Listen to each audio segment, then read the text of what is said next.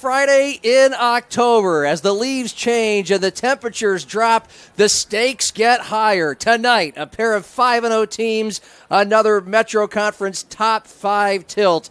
It's number 3 Brandon Valley visiting number 2 Lincoln.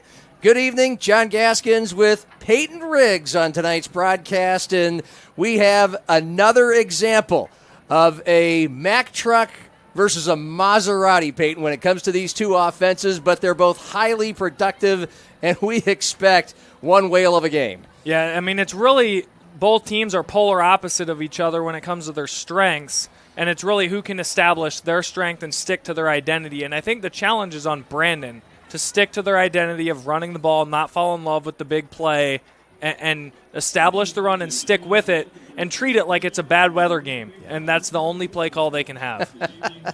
Well, it's been interesting thus far through the first half of the regular season of the high school football slate because not a lot of the teams ranked in the top 4 have played each other. And now it's going to get really interesting and fun because we're going to have a bunch of those matchups down the stretch starting tonight. While Lincoln has played a couple of top 5 teams so far, and let's just call it the top 4 because O'Gorman is the number 5 team at 1-4 because somebody has to be number 5 in this 9-team class across the state. But Lincoln has beaten Jefferson 28-16 in really their only marquee matchup.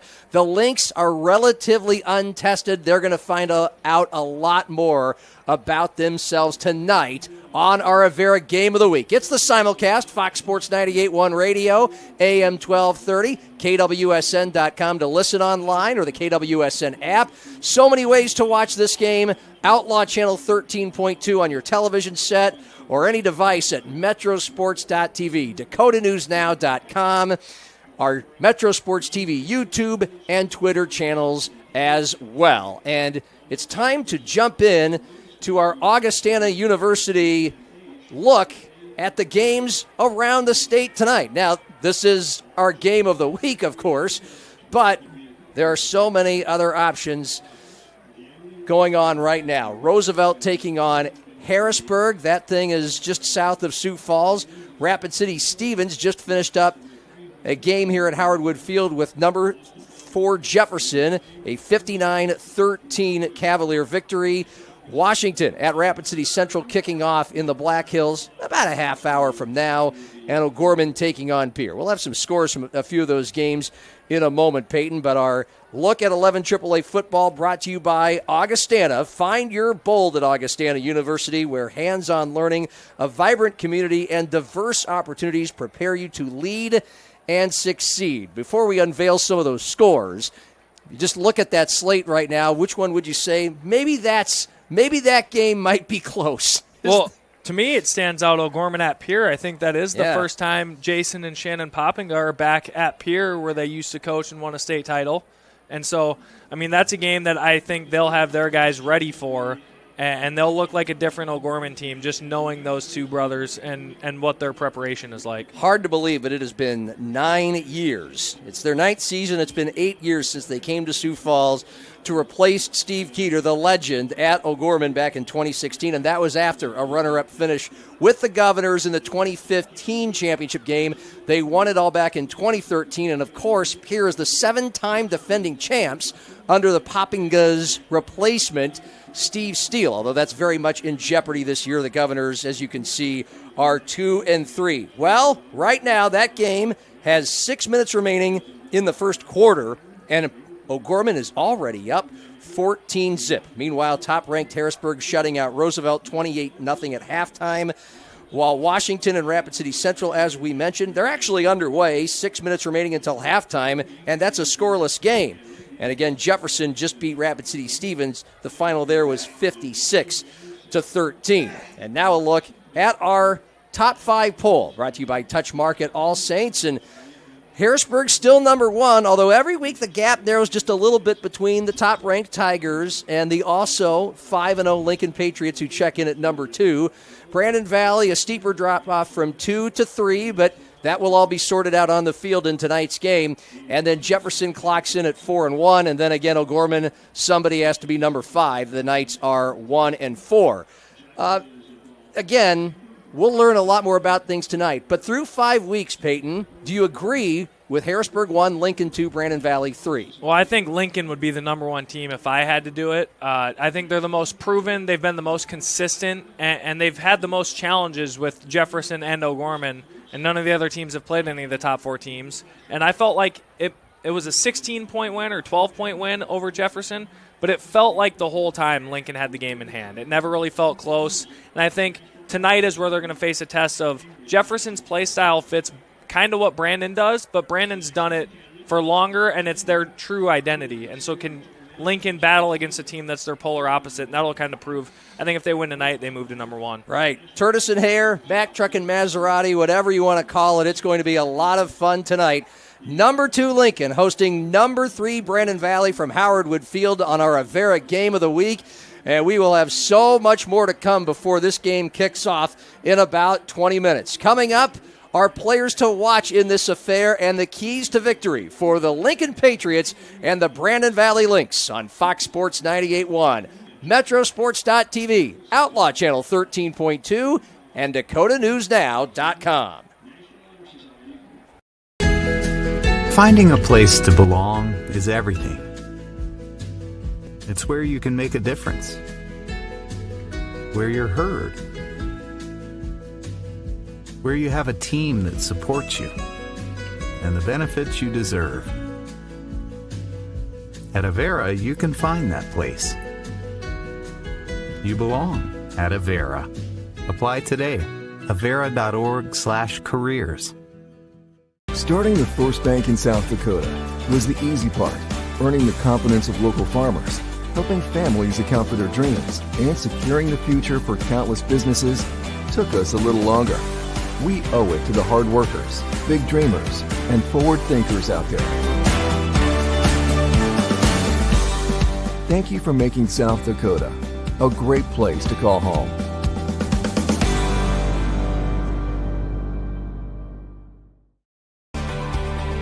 Jackrabbits don't wait to see what the future holds. They build it. At South Dakota State University, the next generation's leaders are preparing to launch. They're focusing on growth, and they're reaching new heights of excellence across vital industries. SDSU is building something greater for South Dakota and the world. Join us. Make Dakota News Now part of your morning routine. Eric Thorstensen gives you the latest headlines and breaking news you need to know before you walk out the door. And Aaron Doudna has your first alert forecast so you can plan for the day, and several days in advance with our 10-day forecast. Get up-to-the-minute news and weather and start your day with a little fun. Every weekday morning from 5 to 7 on Dakota News Now.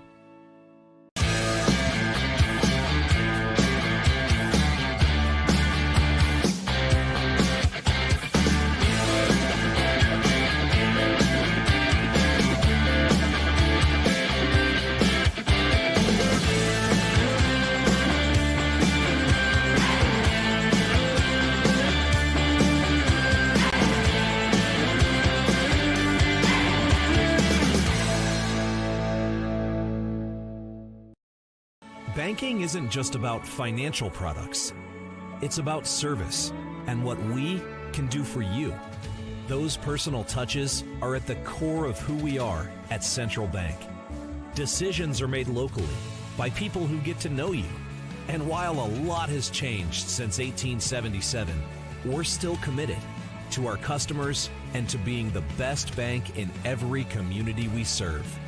Central Bank, member FDIC.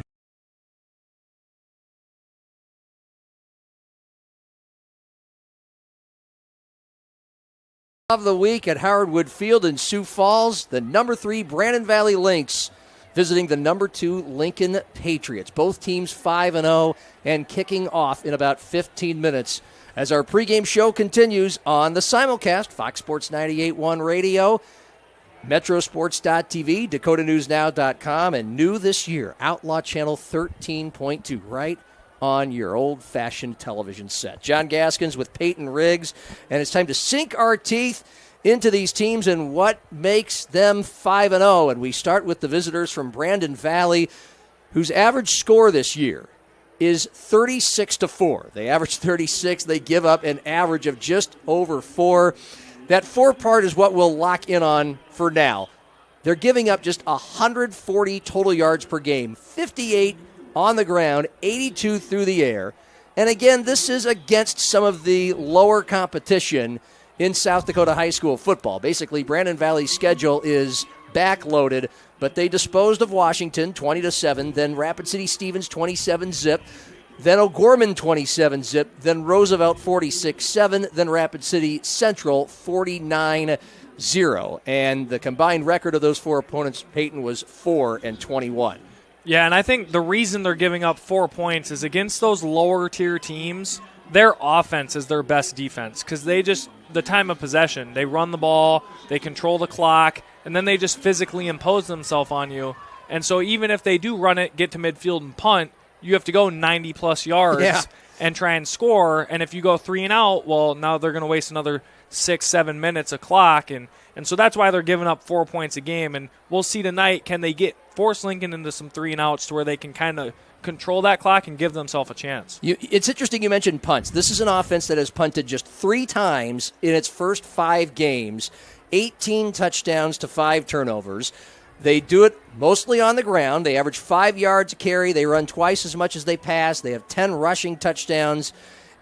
But also, when they throw it, they complete it 72% of the time, 9 yards per attempt, which means they get it downfield. So it's a very efficient offense, and even though it's against a fairly light schedule, a really light schedule, they're taking care of business. That's a mark of a pretty good team. Meanwhile, the Lincoln Patriots profile, also brought to you by South Dakota State University. Number 1 Jackrabbits tomorrow will be at Northern Iowa at 4 o'clock p.m. The Patriots, they're also 5-0. They get a nod as the number 2 ranked team, and are they explosive or what? 45 points per game, 261 yards averaging on the ground, 204 through the air, Peyton. And their average margin of victory, 28 points per game. A slightly tougher schedule for Jared Fredenberg's crew. The average score of their games has been 45-14. Yeah, and I think Lincoln has the upper hand coming into tonight because of the game against Jefferson, who I would compare a lot to this Brandon team, play style-wise, with the offense wanting to run the ball a lot, control the clock, and then play defense. And so I think Lincoln kind of knows what to expect going into tonight. But the biggest thing is their balance. No one really talks about their run game. Everyone talks about Brody Schaefer and the weapons on the outside. The fact that they're averaging 261 yards a game on the ground is what really makes them scary because, I mean, in South Dakota, the weather in the playoffs kind of gets nasty, and the teams that can run the ball are the ones that end up in Vermilion. And I think they're proving they're going to take that on. Well, it's just been such a point of emphasis the last 2 weeks in some big games. Jefferson, their toughest game so far, a battle of undefeateds 2 weeks ago, and then their East Side rival from Washington, which scored first, went up 7-0. The Patriots weren't running to the liking of Coach Fredenberg the first 3 weeks, and so since then, they're averaging 32 rushes for 290 yards on the ground in each of those last 2 games. Oh, by the way, they have a defense that had 6 sacks against Washington last year and gives up just 3.3 yards per rush on the ground. So put that up against Brandon Valley, a very run-heavy team, and we'll have some fun when the Lynx have the ball. We'll take another timeout. We'll have our Central Bank players to watch, our Vern ID keys to the game as we draw closer to kickoff at Howard Wood Field. Number 2 Lincoln hosting number 3 Brandon Valley here on a beautiful autumn night in Sioux Falls on Fox Sports 98.1, Metrosports.tv, and DakotaNewsNow.com.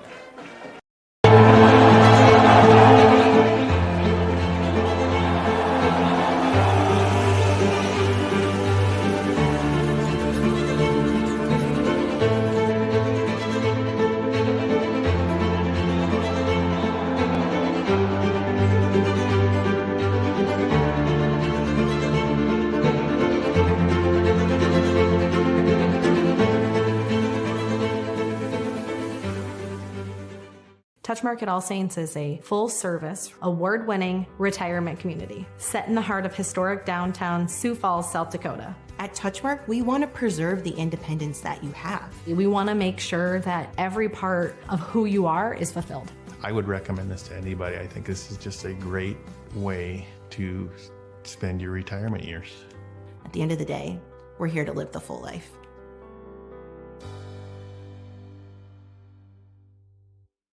Starting the first bank in South Dakota was the easy part, earning the confidence of local farmers, helping families account for their dreams, and securing the future for countless businesses took us a little longer. We owe it to the hard workers, big dreamers, and forward thinkers out there. Thank you for making South Dakota a great place to call home.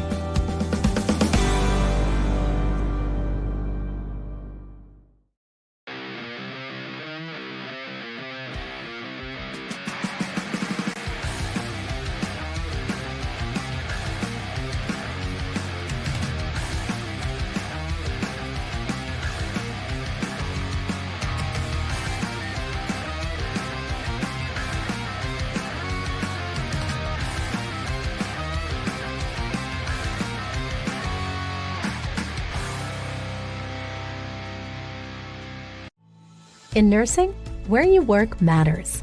At Avera, we build Team Green around you, with a culture that values and supports you. Leaders who listen and care about your success. And benefits to reward the great work you do. The grass is greener at Avera. So join Team Green. Learn more at avera.org/careers.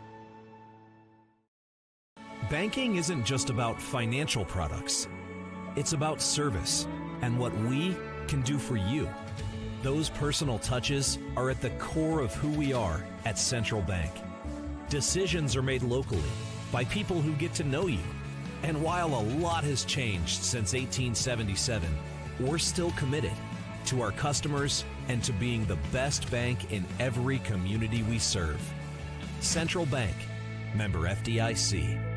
Experience it all. Follow your academic and career goals and your love for the arts, music, and competition that thrills you. Learn from award-winning faculty and in classes where you are more than a number. Build lifelong friendships at game day experiences and in student organizations for all interests. At Augustana, you don't have to choose. Live and learn in the heart of South Dakota's largest city, where job opportunities, networks of professionals, and a hometown feel await you. Find your bold at Augustana University. Dakota News Now at 9 on Fox Sioux Falls. Your first and only local news in primetime. 1 hour to focus on the headlines of the day, plus breaking news as it happens. 1 hour to provide in-depth coverage of the biggest stories, alerting you first to what impacts you and your family's safety. 1 hour to give you a more detailed look at your first alert forecast, updating you every 5 minutes so you can prepare for tomorrow's forecast tonight. Dakota News Now at 9 on Fox Sioux Falls. Your first alert.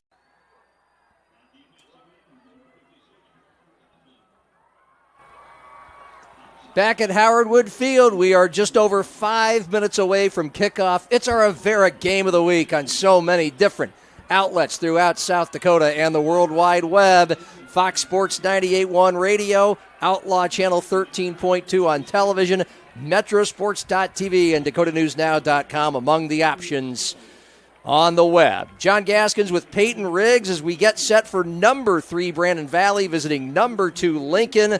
As you can see, they're announcing the starting lineups for the Lynx. Let's take a look at our Central Bank players to watch, starting for BV, Peyton, and it's Landon Delaney, one of the fastest, if not the fastest football player in the state, literally a track star.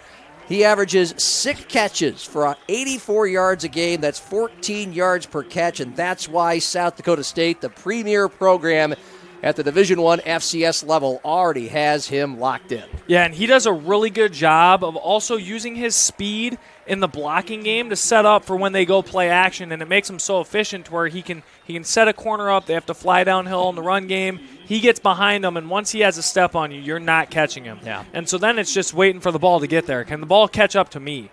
And this year they've done a really good job of getting the ball out early enough that he can catch it on the run for some explosive plays in the play action. What surprises me is his longest reception of the year is 45 yards. Usually by week 6 he's had a 70 or 80-yarder. Hamstring and glute tightness has been bothering him all season long, as it did in last spring's state track meet. So that's something to keep an eye on. He has missed one game, but he is a go for tonight.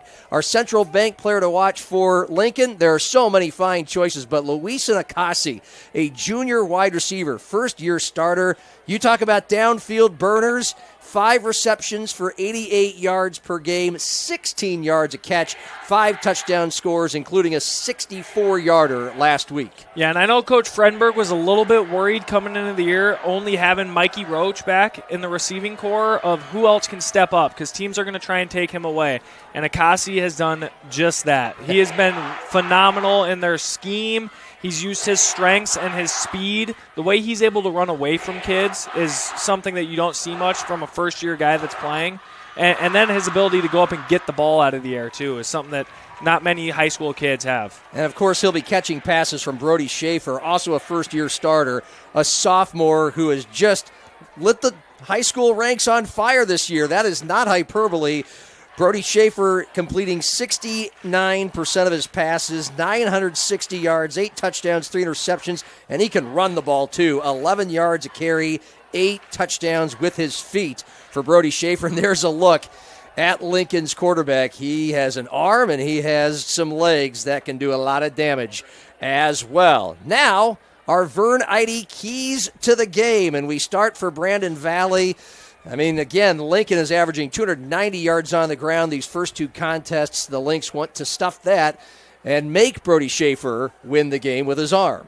Yeah, and I think if you're Brandon Valley, you're really trying to make him make throws. Make him be perfect all night long in the passing game, because if they're able to set up run game to where you have to fill the box, they're almost unstoppable offensively. But if you can set it up to where Brody Schaefer has to make the perfect pass every play, at the end of the day, he is a sophomore in high school, and if he does that, you give him props at the end yes. of the night.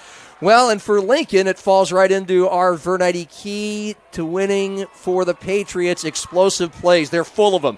We mentioned the 64-yard Schaefer to Akasi touchdown pass last week. They also had a 79-yard run for Javen Augustus, who's their backup tailback, as Josh Myers continues to come back from an ankle injury a couple weeks ago. That was against number 4 Jefferson, and the Patriots won that first true test of the year, 28-16.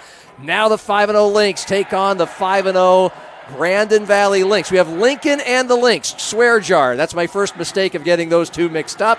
It's the Patriots and the Lynx. Lincoln is going to get the ball first, so we'll see how the fireworks will fly, if they will fly right away against a Brandon Valley defense giving up just 4 points and 140 total yards per game. The Lynx won the coin toss and elected to defer in the second half and make their defense go out and test what they have against the best offense in the state. John Gaskins with Peyton Riggs, our Avera Game of the Week.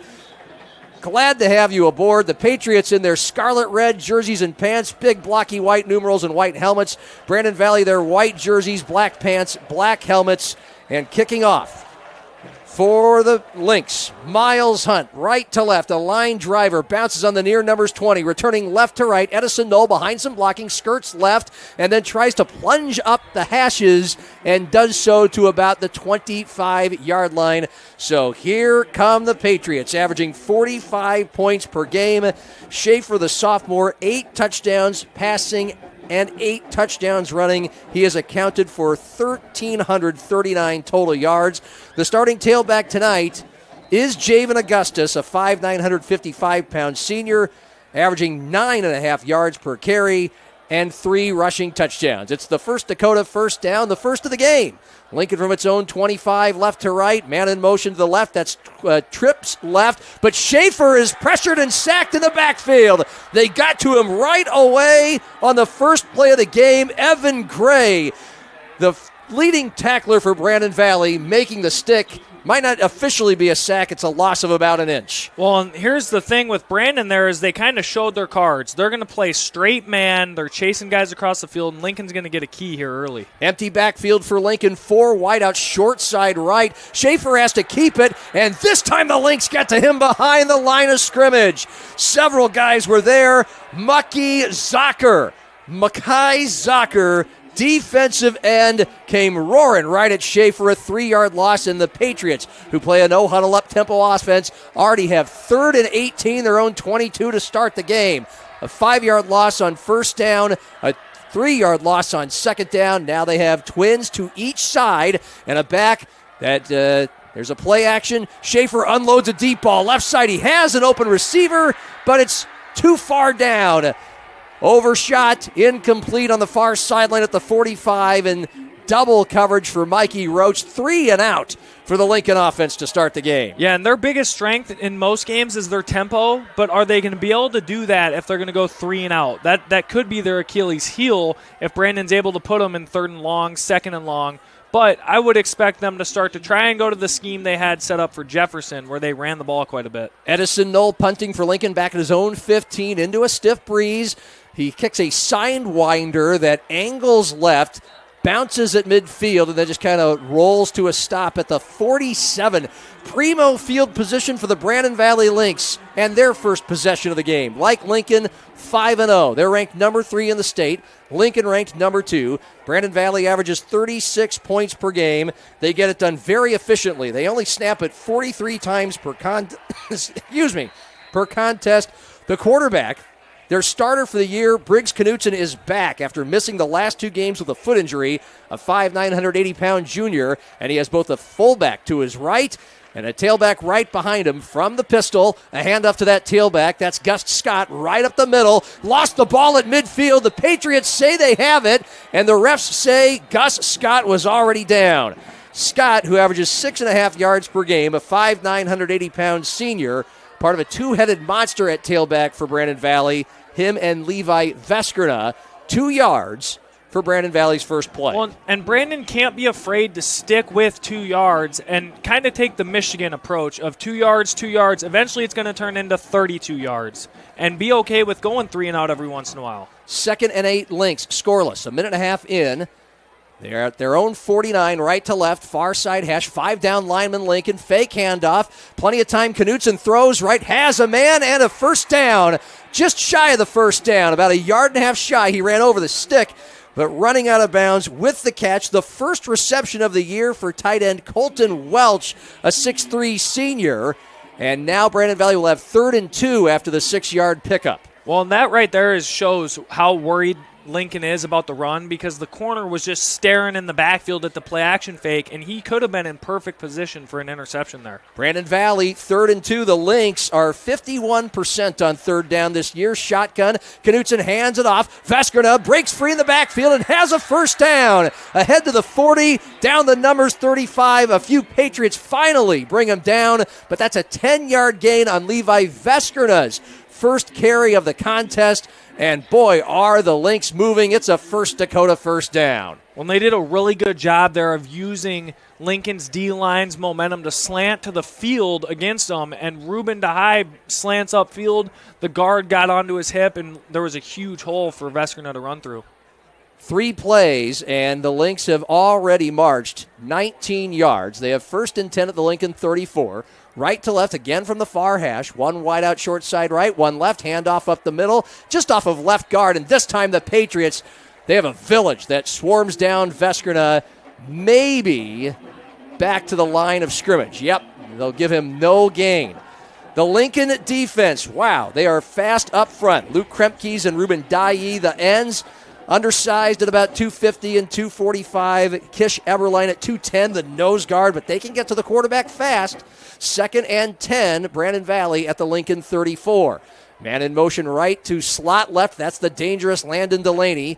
Shotgun for the quarterback, Knutson. Short drop, throw right side. It's a bubble screen. Oh, 1 tackler missed in the backfield and then swarmed out of bounds across the 33 to the 34. It's a short gainer for wideout check that. Gus Scott. He was a running back that was actually on a wing. He went out into the flat, caught the pass for a short gain. It'll be 3rd and 9. Yeah, and they used a motion there to try and get a read on what Lincoln was playing defensively. Then they ran a mesh concept with the back out of the backfield, and Lincoln did a really good job of staying disciplined and staying on their zones. Sometimes Scott and Veskrina, both running backs, will both be in the game. Scott is more of the pass catcher. That is his 5th reception of the year. 3rd and 9, Brandon Valley at the Lincoln 33, 3 wideouts left. That's where Knutson throws left side. Delaney has a catch on the numbers at the 10. Past the defender 5 into the end zone for a touchdown.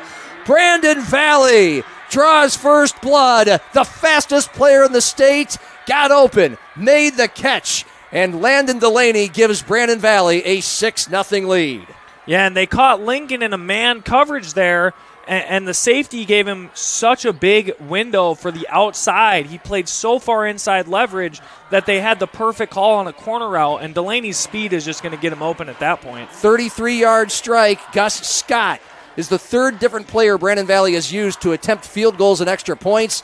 Snap, hold, end-over-end kick, missed wide right. Scott missed his only attempt of the season last week in Brandon Valley's win, and the score remains Lynx 6, Lincoln 0. We are 4 minutes and 2 seconds into this Avera game of the week here from Howard Wood Field in Sioux Falls, and we keep it right here on Fox Sports 98.1, Metrosports.tv, Outlaw Channel 13.2. The Brandon Valley drive went about 2.5 minutes. It spanned 53 yards. It took just 6 plays for Knutson, his 6th touchdown pass of the year, and again, this is his 4th game out of 6. He missed a couple, and for Landon Delaney, it's his 8th touchdown reception of 2024. Well, and the biggest thing for Lincoln there is when Gus Scott motions out of the backfield, and the only running back in the backfield is Madden Timmer, who is a fullback at 5'10", 230. He doesn't carry it often. You have to expect pass then. And so when you get stuck in man-to-man with a safety on Landon Delaney, that's a pretty big mismatch. You need to have a check to where as soon as that back gets out of the backfield, you check into a zone coverage knowing it's a pass play. So the Patriots get it back, now down 6-0. Gus Scott with some wind behind him, kicks it end over end, lands at the 2-yard line on the near side, kicking right to left into the end zone, an automatic touchback. The Patriots, who started the game 3 and out, an offense averaging 45 points and over 460 yards a game, stymied 8 yards behind the line of scrimmage on the first 2 plays, trots back onto the field, and they're all red jerseys and pants. Brody Schaefer is 78 of 117 on the year, 960 yards, 8 touchdowns, 3 interceptions. Josh Myers, starting tailback the first 4 games, missed last week. He's back to the right of Schaefer, who throws right. Bubble screen. Mikey Roach is stuck on contact as he caught the ball at the line of scrimmage on the near numbers 20. Nolan Pudwell, a second-year starting cornerback, locked him down right away. Well, and you're seeing Brandon's going to play straight man. It's the only way to really make sure you have even numbers everywhere against a fast-tempo screen team. A 1-yard gain, 2nd and 9, Lincoln from the 21. Here comes a rush up the middle. Schaefer scrambles right, throws right. Oh, the catch is made at the 40. Akasi across midfield 50. One guy to beat 30. They're not going to get him. 79 yards down the sideline. Luis Akasi ties the game at 6, and the fireworks start flying for the Lincoln Patriots. And Brody Schaefer made that play. Coach Struck is going to give him the biggest hug because they did not have enough guys to block the blitz that Brandon is sending every play. And a guy runs free, and Schaefer just kind of makes him miss, and then as he's scrambling, looks like he's going to run, and Akasi just comes into his vision from the backside for a huge touchdown. Edison Knoll, 24 of 28 on extra points this year. The snap is a little low. The hold is good, though. The kick boomed inside the left upright, and Lincoln takes a 7-6 lead with 7:23 remaining in the first quarter. A 2-play, 80-yard answer to Brandon Valley's opening score. And we'll take a 1-minute timeout on the Avera Game of the Week. Fox Sports 98.1, Metrosports.tv, and DakotaNewsNow.com.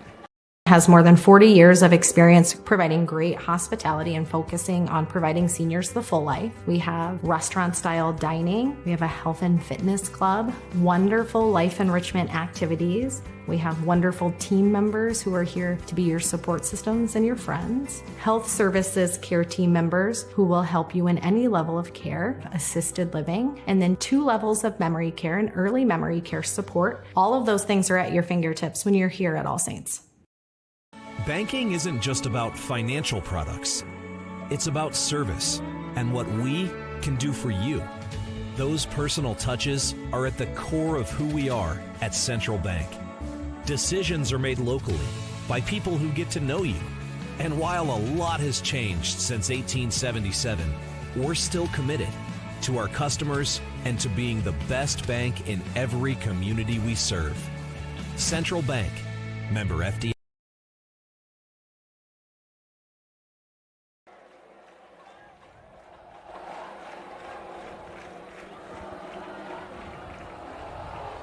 Kickoff, Lincoln, Edison Knoll, left to right into a wind, taken at the 7-yard line, right between the numbers, Delaney. He's fast, pops to the right side, past the tackler 20, far sideline 40, 45, cuts left 40, one guy to beat, 30, breaks free from him, and finally is wrapped up by a couple Patriots all the way down to the Lincoln 27. The touchdown saving tackle was made by Cole Knutson, but that is a return of about 60, 65 yards for Landon Delaney. 7:10 remaining. First quarter, Howard Wood Field, a pair of 5-0 teams. Number 2 Lincoln leading number 3 Brandon Valley 7-6. And the Lynx bring back their 4th-string quarterback who started last week. It's a long story. Jack Blumgren is now in for Briggs Knutson. A low snap, a handoff to the tailback. Gus Scott sheds a tackle, angles left, and then a couple different Patriots wrap him up, but he fights for more extra yards. The play started at the 27. It ended at the 17, maybe the 18. Very close to a first down. A 9-yard gain on First Dakota first down. So let's just set the table here. Briggs Knutson, the starting quarterback for the first 3 games, had a foot injury. The Lynx have also lost their backup and 3rd stringer for the year. That's Grady Grindorf and William Van Loor, respectively. So the 4th-stringer Blomgren, who wears number 84. He's a receiver, but quarterback right now. 2nd and 1 Lynx from the 18. Right to left they go from the near side hash. The Lincoln 18. And it's going to be Blomgren just keeping it up the middle. Bows his head, gets the first down, the First Dakota first down, to the 17-yard line, and they move the sticks.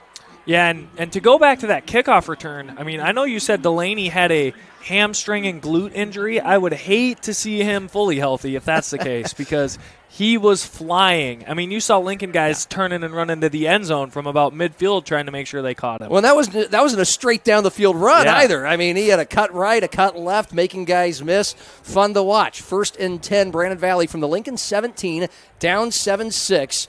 And we are halfway through the first quarter. Handoff Feskerna off left guard, and boy, he rolls right over a defender. Then he plows into a few more, and he takes them for a ride inside the 10, inside the 5, all the way down to the 1 or 2 yard line. Levi Veskerna, the 5'10 junior, a 15-yard run, and it took literally half the Lincoln defense to bring him down. Well, and Griffin Keller did a great job of fitting him right in the hole, and then he just rolls right off of it. And that's not something you see high school kids do often. That should have been a tackle for about a half yard, and he does a great job of getting some push, and then the line gets behind him and shoves him forward. Briggs Knutson is back in the game at quarterback. 1st and goal, Brandon Valley from the 2. Handoff Veskerna, left guard. Dives across the goal line through some traffic.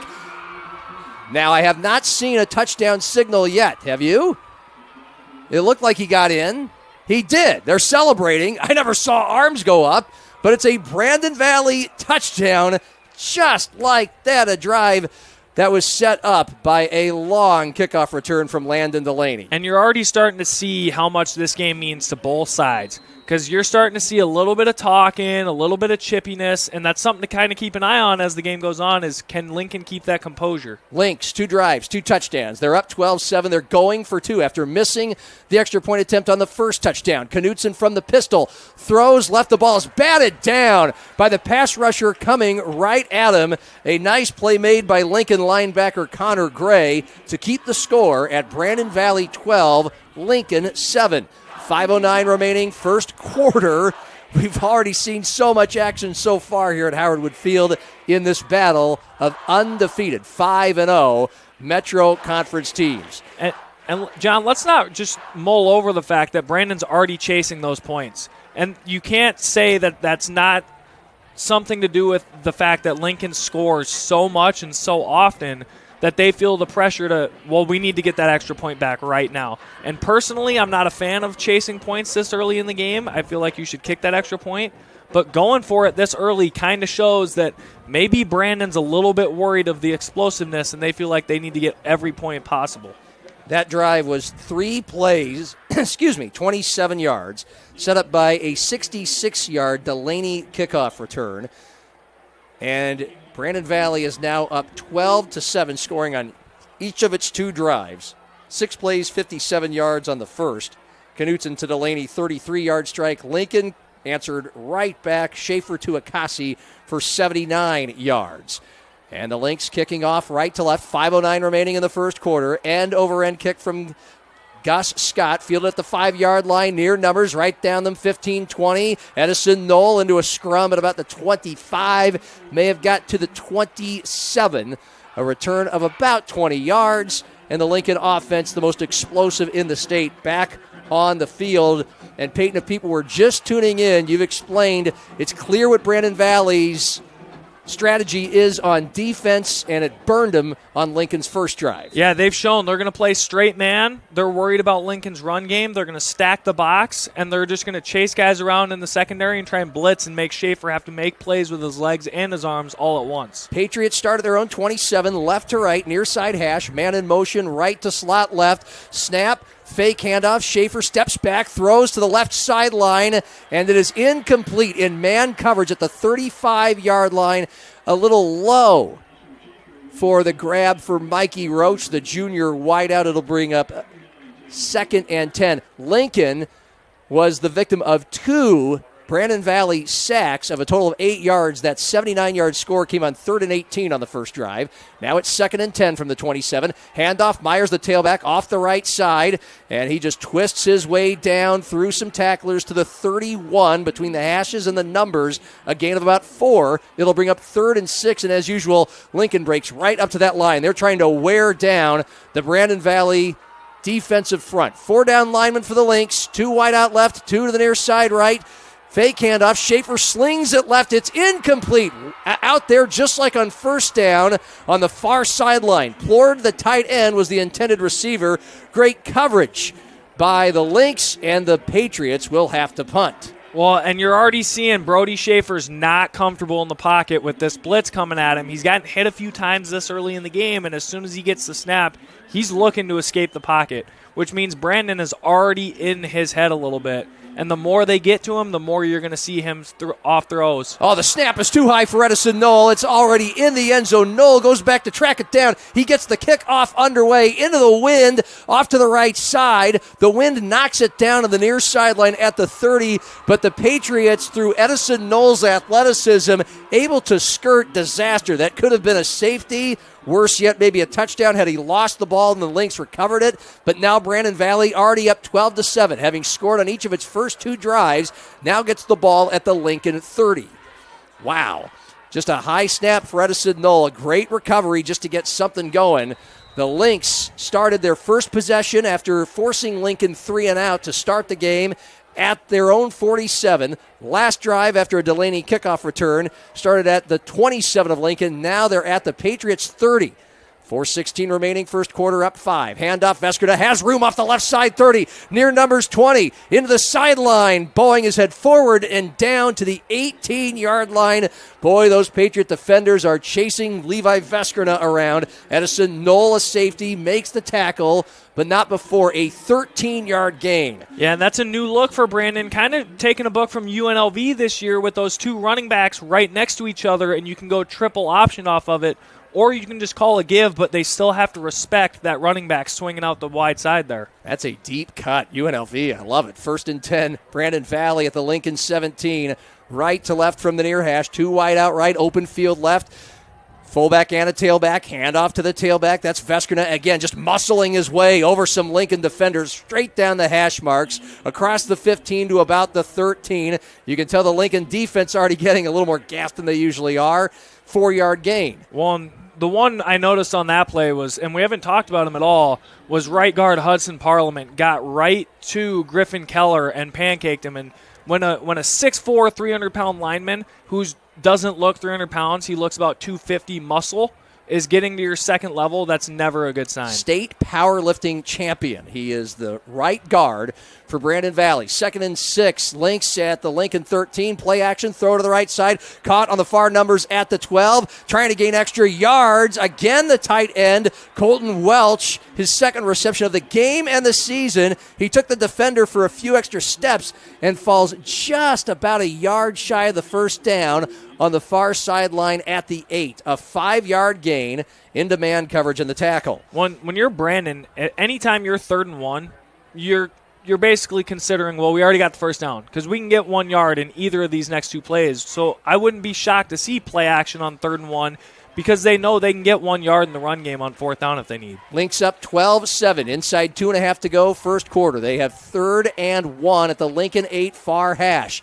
Shotgun, handoff. Gus Scott, the tailback, off the right guard. And boy, he had a hard time grinding those legs, moving forward, close to a first down. And it is indeed a first down. The referee marks it, angles that arm forward toward the Brandon Valley end zone. 1st and goal, a First Dakota first down for the Lynx.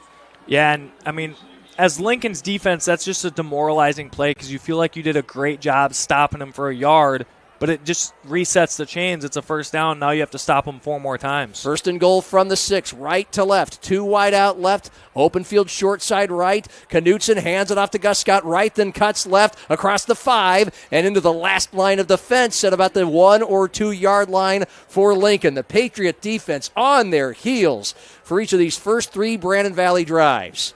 12-7 is the Lynx lead. They have scored on each of their first 2 drives. Knutson to Delaney, a 33-yard pass, and then a Levi Veskerna 2-yard touchdown run after a Delaney 66-yard kickoff return. This drive started for Brandon Valley at the 30 after the Patriots went 3 and out, a high punt snap, and a kick that was barely able to get there. And the Lynx have road graded right down the field. 2nd and goal from the Lincoln 2. Handoff. Scott trying to muscle his way across the goal line, and he does! Standing up. Touchdown. Brandon Valley. 3 drives, 3 scores, and it's 18-7 late in the first quarter. And if you're Brandon Valley, you obviously feel really good right now because you can get about 6 yards anytime you want to run power out of pistol. But the biggest thing is watching how Lincoln's reacting right now on defense. Not one guy got anyone together. They haven't been in a hole like this in 2 years now. Yeah. And so all of them kind of have their head down. And if you're Coach Fredenberg, that's probably the biggest red flag of anything. That's a heck of a point. The Patriots really just kind of blitzed through their schedule last year to win the state championship, and they've done so far through the first 5 games this year. 2-point try.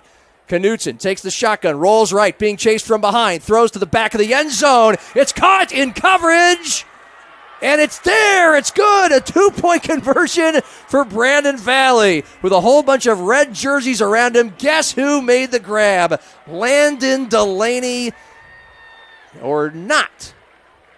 I think this one's coming back. I saw the head ref threw a flag there, and it looked like it was a hold. Ruben DeHai got in, and the left or the right tackle kind of grabbed a hold of him.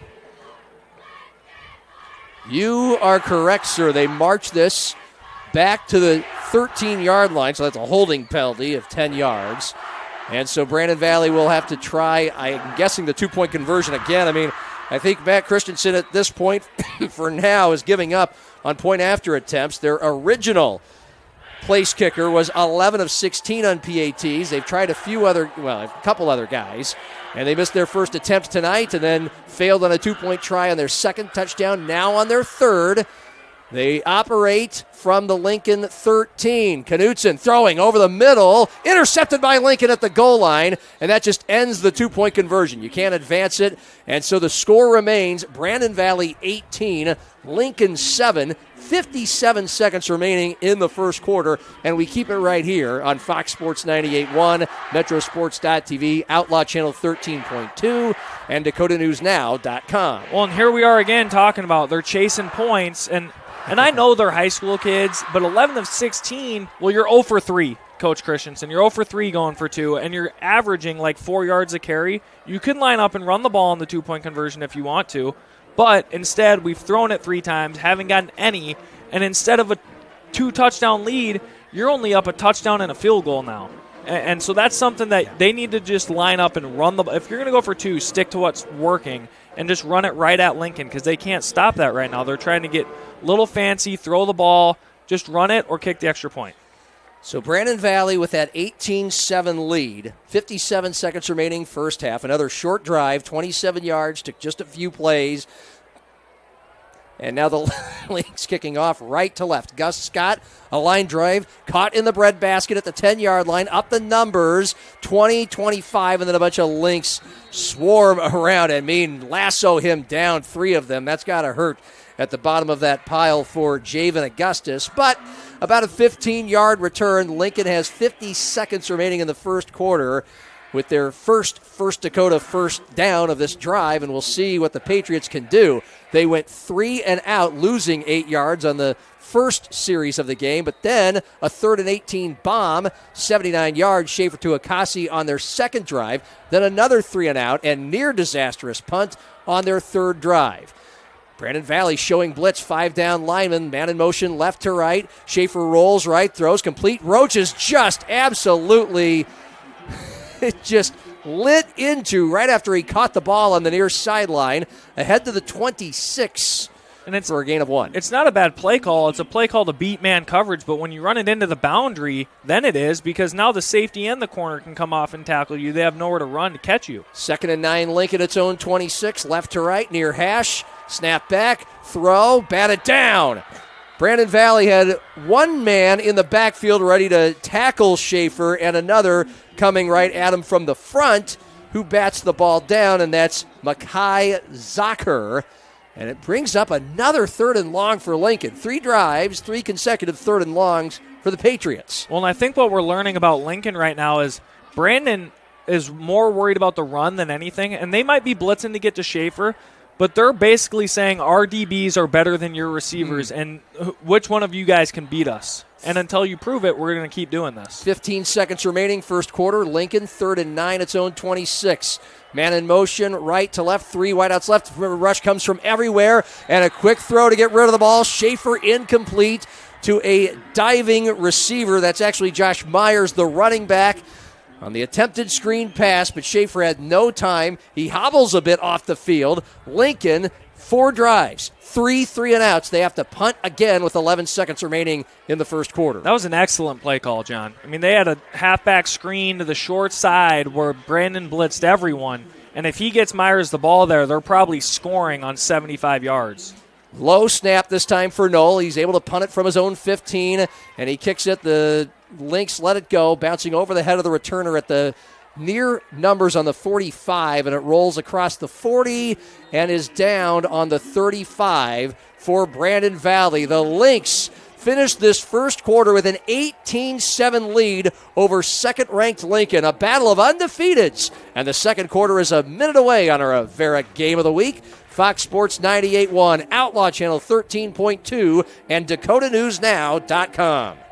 News Now at 9 on Fox Sioux Falls. Your first and only local news in primetime. 1 hour to focus on the headlines of the day, plus breaking news as it happens. 1 hour to provide in-depth coverage of the biggest stories, alerting you first to what impacts you and your family's safety. 1 hour to give you a more detailed look at your first alert forecast, updating you every 5 minutes so you can prepare for tomorrow's forecast tonight. Dakota News Now at 9 on Fox Sioux Falls, your first alert station. Starting the first bank in South Dakota was the easy part, earning the confidence of local farmers, helping families account for their dreams, and securing the future for countless businesses took us a little longer. We owe it to the hard workers, big dreamers, and forward thinkers out there. Thank you for making South Dakota a great place to call home.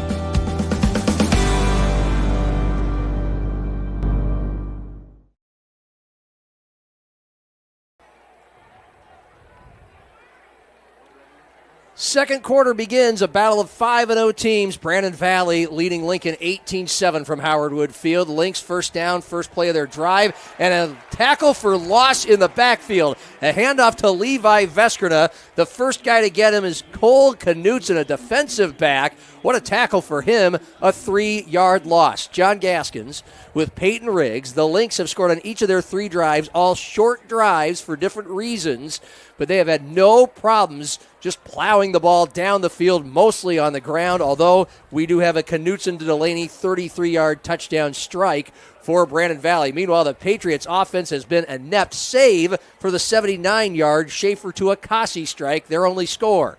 Second and 13 BV, their own 32. Left to right, 3 wideouts left, and it's a bubble screen, completed pass, far sideline 35, and a good head of steam running out of real estate at the 40 for Brandon Valley is Gus Scott, a running back who can catch the ball, and you saw the speed from the running back for a gain of about 9 yards. It'll be 3rd and 4. And you're starting to see just about after every play right now, Lincoln's having a guy that's getting talked to by an official for kind of talking or giving a little bit of a bump after the play. That undisciplinedness of, we've never been in this situation. How are we going to respond? Are we going to respond by getting chippy, or are we going to respond by digging in a little bit and getting a stop here? It'd be a big stop. Brandon Valley 3rd and 4, its own 41. Left to right, Lincoln showing blitz. Handoff to the tailback, right guard, and the Patriots are there. Just a red wall of jerseys to stuff Levi Veskrina for maybe a yard, and actually a loss of a yard. And Brandon Valley faces 4th and 5 from its own 40. I have not seen a punter come onto the field yet. Briggs Knutson, the quarterback, stays there. Lynx are up 18-7 early second quarter. And Kishmar Eberlein made that last play. He beat the puller at 5'10", 210 going against this offensive line. You're going to be exhausted by the end of the night, but if you can make plays like that, I mean, that'll keep you going. The Lynx go for it. 4th and 5, their own 40. Nope, they're going to punt. At the last second, Gus Scott comes in. He is their punter. He's a running back. And he kicks a line driver, lands at the 25 of Lincoln. It's a short kick, about 35 yards, and no return. And it actually goes to the 21, so 39 yards. And Lincoln will start between its own 20 and its own 21 on a First Dakota first down. 18-7 BV the lead. And you see a little gamesmanship from Brandon there, making sure that Lincoln's explosive playmakers can't get a little confidence and momentum at this point by punting it to them, making them have to have the stress of, we could go for this, and then punting it. And nobody really back there to return, of course. And so the Patriots, 1st and 10, their own 21. And Brandon Valley showing blitz, and they encroached across the line of scrimmage. Just the second penalty of the game, and I'm going to guess that was caused by a hard count because Peyton Riggs just threw both of his arms up in the air. Well, I mean, when you're playing a team that has blitzed 100% of the plays so far, they haven't not blitzed on a single play, and the linebackers are creeping up at the snap, yes, mix up the count because you're going to get them more times than not. Brody Schaefer just 3 of 8, 81 yards, a 79-yard strike in that first half. Play action, 1st and 5, Lincoln at the 26. Deep ball near sideline. Akasi was open on the near numbers at the 30. He had Pudwell beat. That would have been another 80-yardish strike, but just a little overthrown by the sophomore Brody Schaefer, and Brandon Valley dodges a major bullet. Well, and you're seeing they're playing cover zero, no safety, straight man, blitz everyone else. And because of that hard count to play before, the linebackers didn't have such a head of steam to get into the backfield, and it gave Schaefer just enough time to kind of let it go. 18-7, Brandon Valley the lead. Lincoln ball, early second quarter, 2nd and 5, their own 26. Mikey Roach in motion in the backfield, handoff up the middle, the tailback.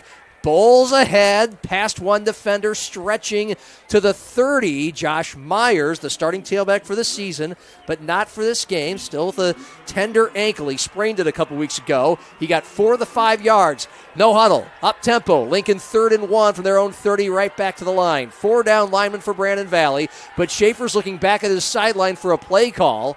Plord, the tight end, is a wing to the left. The Patriots needed to send one more guy onto the field, and they do. It's a tight end to the left side. Down to 10 on the play clock. Now Brandon Valley showing blitz. Schaefer looks back at the sideline. Confusion, and finally, timeout, Lincoln. They just had too much going on, and the stakes are too high on this upcoming 3rd and 1 play with the Patriots trailing 18-7 and really looking to stop the bleeding in this game. And I think they got to run Schaefer on this one. I mean, they're going against a team that's played straight man, blitzed everyone, and the only way to make sure that you at least have a hat on a hat and you get one guy on one guy with the ball, run your quarterback. And you can get him in space. And even better, they could call speed option to where that one guy that's not blocked, now he is by the pitch guy. And I think Coach Struck has started to recognize they're going against a team that's going to blitz and play man. They need to get the ball on the perimeter and mix up the count, keep the linebackers off balance. Schaefer at 6 feet, 170 pounds, certainly, capable. He averages 11 yards a carry. He carries the ball about 7 times a game, has 8 touchdowns. On the ground already. 3rd and 1 out of the timeout. Lincoln their own 30. It is Schaefer. Tucks it under his left rib cage. Dives ahead, and he didn't get it. The Lynx were ready for him. It's a giant stop. Lincoln will have 4th and a yard to go in an offense that has struggled, but its defense struggling more, having not stopped the Lynx yet. But the Patriots are going to get back on defense. They will punt from their own 30-yard line. And I love calling the play to run Schaefer. But when you're going against a team that's blitzing and you pull your guards, it gives wide open gaps for those linebackers to shoot through, and that's what made Schaefer kind of take a little bit wider of an angle to get to the hole, and he gets stuffed.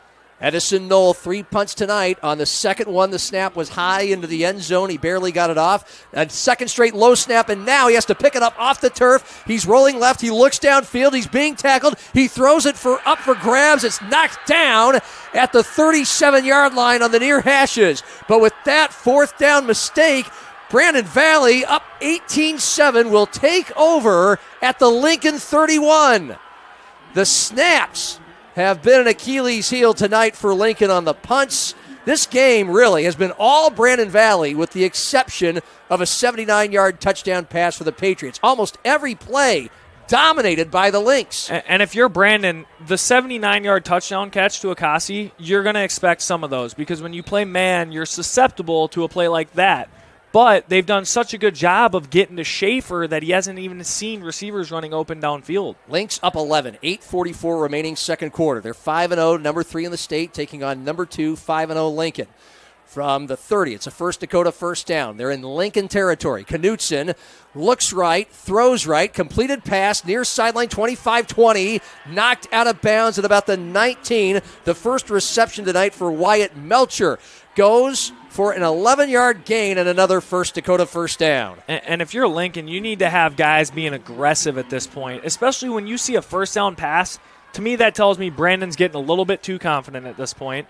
They want to get cute, throw the ball early, and your corner should be jumping those things because make Briggs Knutson make the downfield throw. And you've seen Schaefer hasn't connected on a few. Knutson's not going to be 100% on those.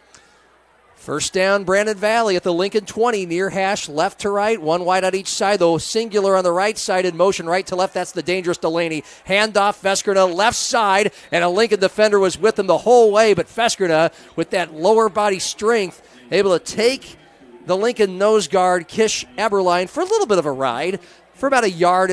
It'll be 2nd down and 9. And the one thing that Brandon kind of has on their side at this point is they can coach and call plays for 4 downs every time when they're this close, because obviously they're not going to kick a field goal, not kicking extra points. And so when you have that extra down, it's a luxury of, okay, 2nd and 9, we can still run the ball here because we know we have 2 more downs to get that first down. Brandon Valley averaging about 5 yards a carry tonight and all season. 2nd and 9 from the Lincoln 19, left to right, handoff. It's Veskrina off right guard, and he crashes into a couple Lincoln defenders. Easy open field tackle. I mean, it's not easy, but it was on the spot. Karsten Benson playing as good as any of these 11 seniors on the Lincoln defense the last couple of weeks. That's according to the head coach, Jared Fredenberg. He led the team in tackles last week with 7. It brings up a 3rd and 8 on a crisp autumn night, the first Friday in October. Temperatures in the mid-60s, a little bit of a breeze right to our left. That's coming from the south. Brandon Valley driving into it left to right, up 18-7 mid-second quarter.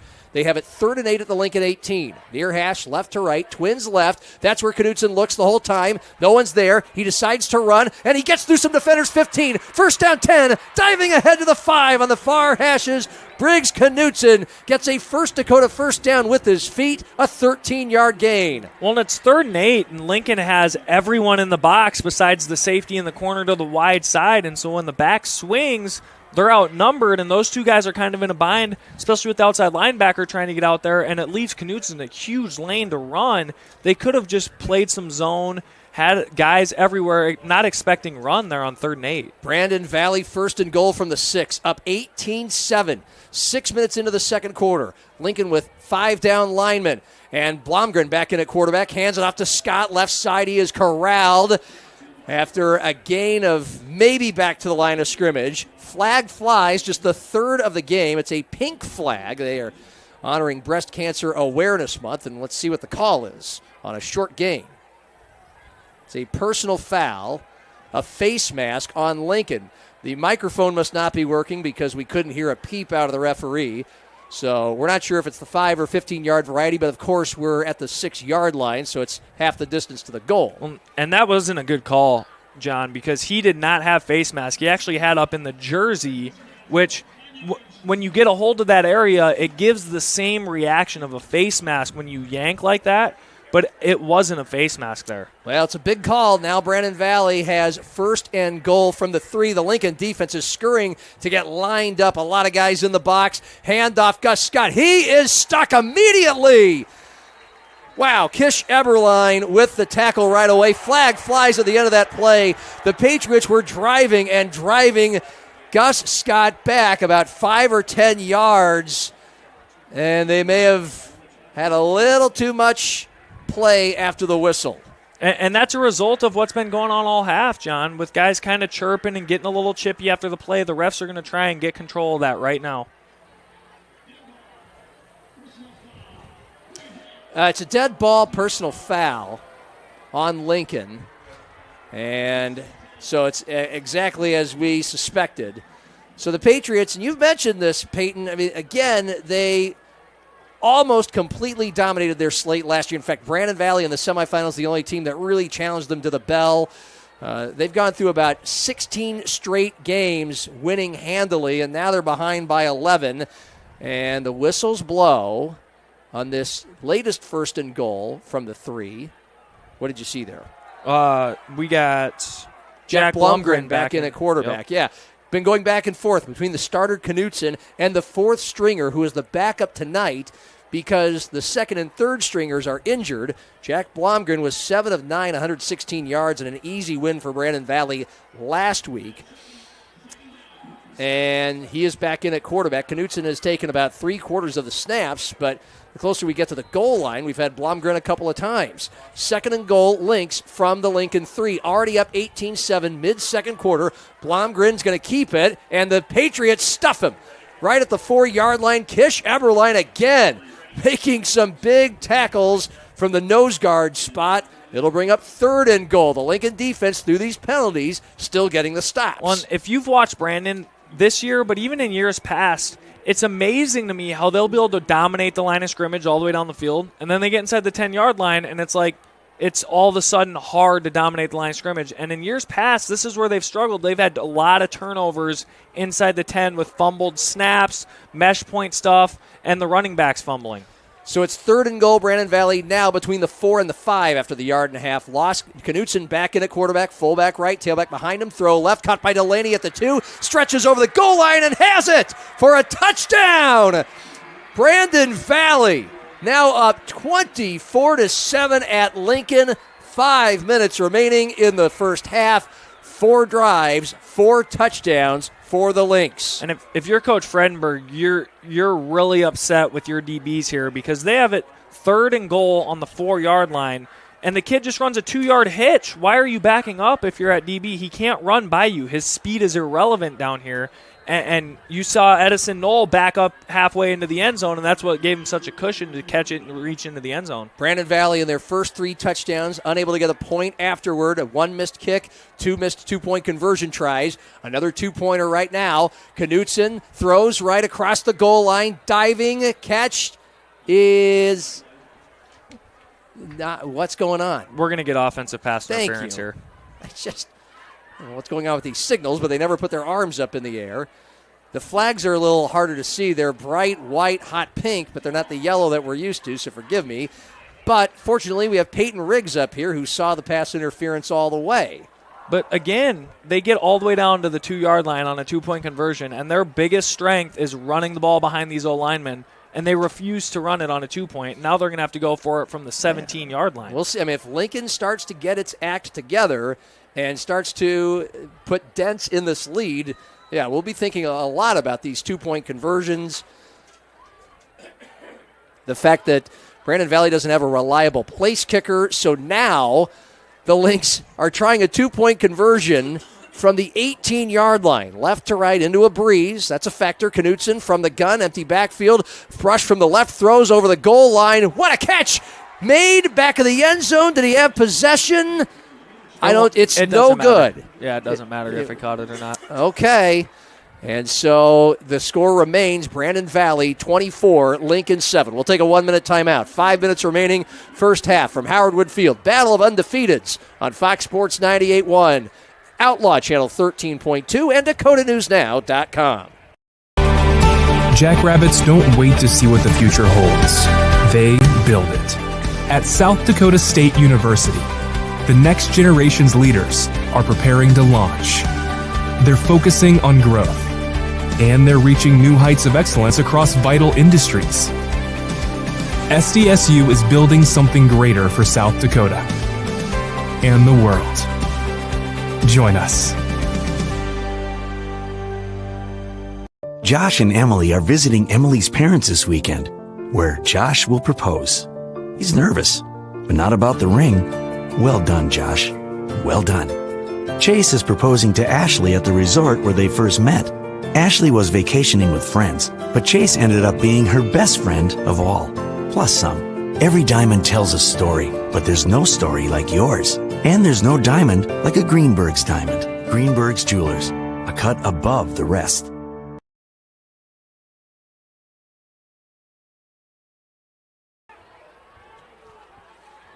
Brandon Valley kicking off up 17. Short kick into the wind. It's bobbled. It's on the turf. It's out of bounds. Fortunately, the boundary is Lincoln's best friend.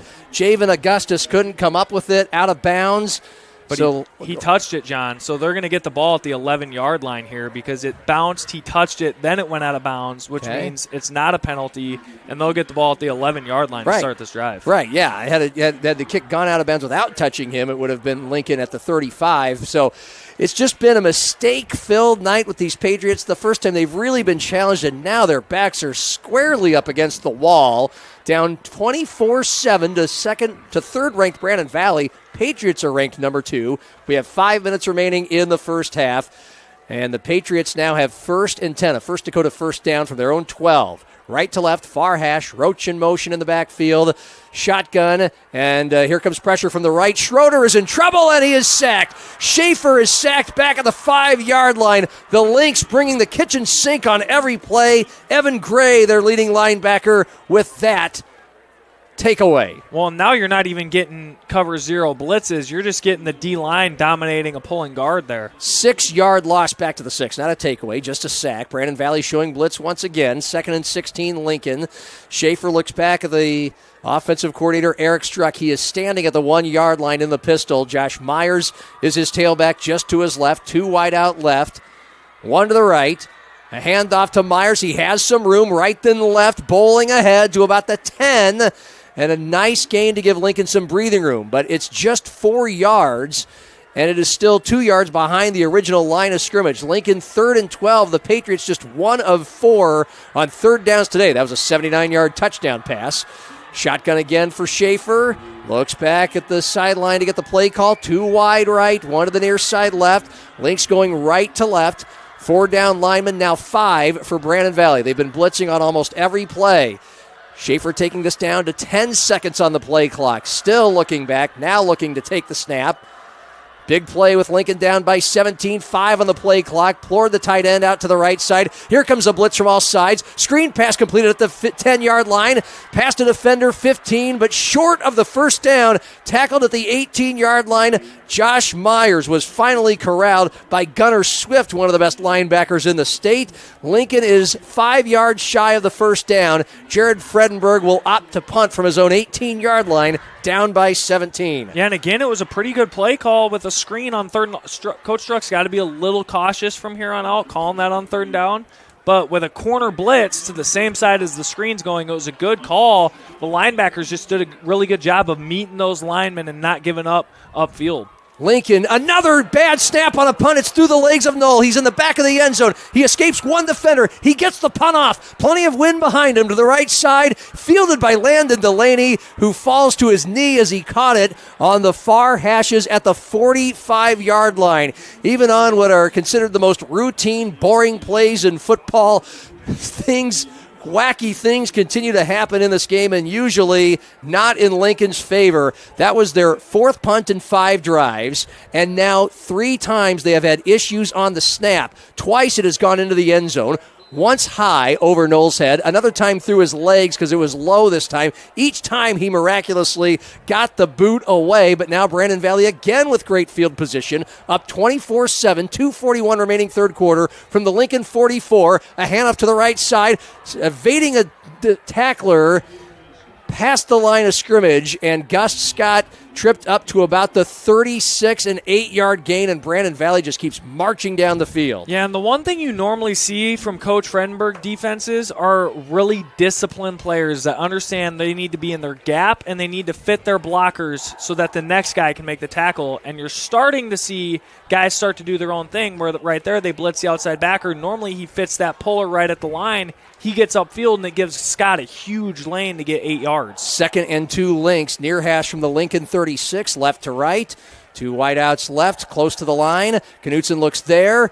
Good pocket. Now he rushes up, and Kishmar Eberlein just smokes him to the ground to about the 35-yard line, just a yard shy of the first down. Kish Eberlein keeping the Lincoln defense in business for the last couple of drives, but now it'll be 3rd and 1. Well, and if you're Coach Christensen and Coach Zur, I would go play action and throw a deep ball to Delaney here on 3rd and 1, full well knowing that we can just get a yard on 4th and 1 anyway. They've been owning the line of scrimmage and this Lincoln defense all night. Up 24-7, $1:30 now remaining in the first half.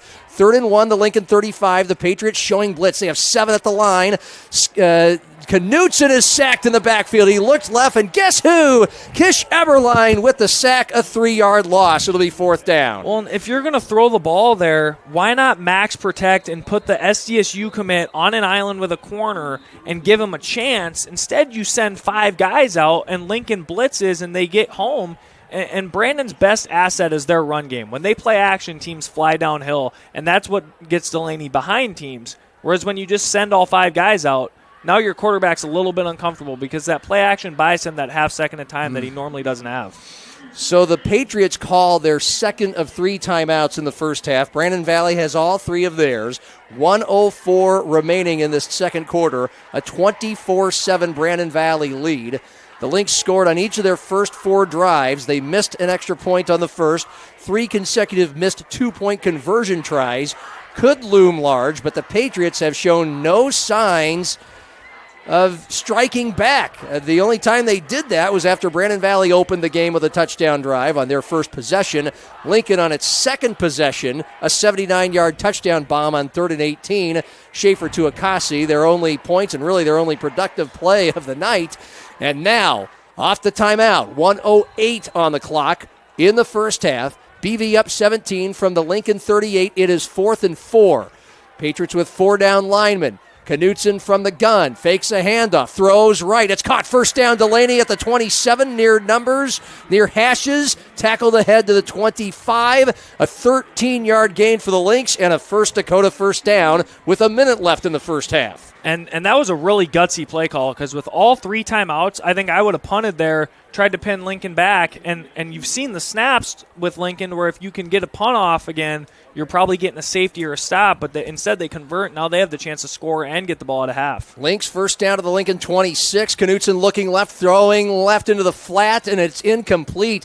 Too low on a very simple but very wide type of throw to Wyatt Melcher, who falls over trying to grab it, and it's an incomplete pass. Stops the clock. 38 seconds remaining in the first half. And even though he threw an incompletion there, John, that's a great play from Briggs Knutson because in years past where Brandon's fallen short is they fall in love with the deep bomb when they go to throw, and he ends up throwing it when it's not there, whereas tonight you've seen him take everything Lincoln's given him, and he hasn't forced anything at all. Brandon Valley up 17, 38 seconds remaining first half. They're looking for the double dip. They'll get the ball to start the second half.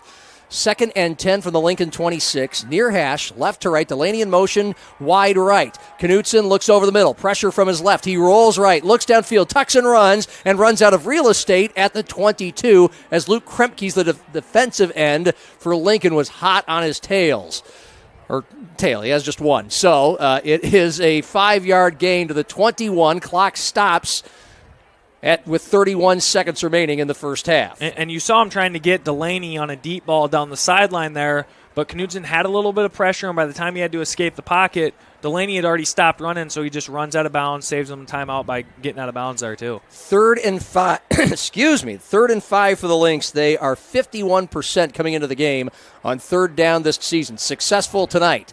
From the Lincoln 21, left to right, open field left, throw right side, caught, Delaney out of bounds near the first down stick. The first down stick guy got out of the way at about the 18. It is 2 yards shy. They mark him at the 17, a yard shy. But that only took 3 seconds off the clock, 28 remaining in the half. And with all 3 timeouts, that's a great job getting out of bounds. Now you can run or pass on 4th and 2. And it's a great play call for that situation where you know you're going to go for it on 4th down. And the Lynx do take their first and only timeout they've taken in this first half. 28 seconds remaining. 3rd-ranked Brandon Valley leading number 2 Lincoln 24-7. A battle of 5-0 teams. And it sounds weird because this was supposed to be and is such a primetime, big-time matchup. But 17-point lead, and it feels like a lot more. It really does. Yeah, and they've done a really good job of making Brody Schaefer be perfect on the throws, but also not even giving him a chance to throw and getting pressure there every single time to where the only thing they can really do is max protect, and then the receivers haven't done a great job of giving Schaefer options, and when they have, they just missed by a yard or two on a deep ball, and Brandon's got the recipe to stop Lincoln. You have to play man against them, especially with the tempo they play. But also, when you blitz, you have to get there. If you blitz and you don't get there, that leaves your DBs on an island. So it's a big 4th down, 28 seconds remaining in the first half. Off the timeout, Brandon Valley with the ball, up 24-7. 4th and 2 from the Lincoln 18. Knutson with the backfield empty, looks right, looks over the middle, throws, and it's incomplete. Great coverage by Lincoln. Cole Knutson at the 10-yard line. Melcher the intended wideout. Knutson had him blanketed, and Brandon Valley gives the ball back to Lincoln. 23 seconds remaining in the first half. It's Lincoln's first stop of the game. And I know he's a senior wide receiver, and it's 4th and 2. You're trying to get the ball to someone that maybe Lincoln's not expecting it to go to. But you have averaged more than 2 yards a carry. run the ball there. And if you're going to throw it, why not isolate the kid going to SDSU who can just run by guys and they aren't able to just sit right in front of them? They had done just that on third down, and Delaney got 2 of the 5 yards they needed. So Lincoln 1st and 10, 23 seconds remaining in the first half. From the 18-yard line, it's a handoff down the near sideline. Javen Augustus found a tiny crease and got all the way to the 38-yard line, making defenders chase him. A 20-yard gain, a First Dakota first down, stopping the clock with 17 seconds remaining in the first half. Now Lincoln has 1 timeout remaining, and they'll get set back right to the line of scrimmage. 3 down linemen for Brandon Valley. Schaefer from the gun. He's got a tailback to his right, a wing, that's the tight end to the right. Fake handoff, looking left the whole time, steps up in the pocket, throws left. Akasi completed near sideline 44, and he just walks out of bounds with 12 seconds remaining in the first half. That's a gain of about 5 yards. So it's now 2nd and 4 Lincoln from the Brandon Valley 44. Again, 12 ticks remaining first half. The Patriots down by 17. 2 wide, twins to the near side, short field left, 1 far right. 4 down lineman Brandon Valley. Plored the tight end in motion right to left. Schaefer looking left, now rolling right, now backtracking. Here comes a defender, Gray. He gets out of it. He's going to throw downfield. He was well past the line of scrimmage. He finds an interception at the 15-yard line for Brandon Valley. The Lynx free safety. Leary makes the pick, and with 1 second left in the first half, Brandon Valley gets the ball up 24-7. Well, and that play was destined for disaster from the snap because Schaefer, as soon as he got it, because of the pressure all night, starts to drift out of the pocket to his right, but his eyes never left the left side of the field. And so the whole time you were just holding your breath, waiting for him to throw it back across the field. And, it's not a big turnover with there being 1 second left. It's like a punt. Yep. Yeah. But at the same time, you can see that scar tissue from those blitzes getting to Schaefer already. Yeah, that was into a big mass of humanity. Couple receivers, couple defenders. Schaefer's 4th interception of the season. So aside from a 79-yard touchdown pass to Luis and Akasi on Lincoln's 2nd drive of the game, the Patriots offense has been on its heels the entire first half in this top 5 tilt of undefeateds. That score gave Lincoln its only lead of the game at 7-6. The Lynx have scored 3 touchdowns, 18 straight points since, and lead the Patriots 24-7 at halftime on our Avera Game of the Week from Howard Wood Field. It's pretty elementary, but one quick final thought before we go to the halftime break.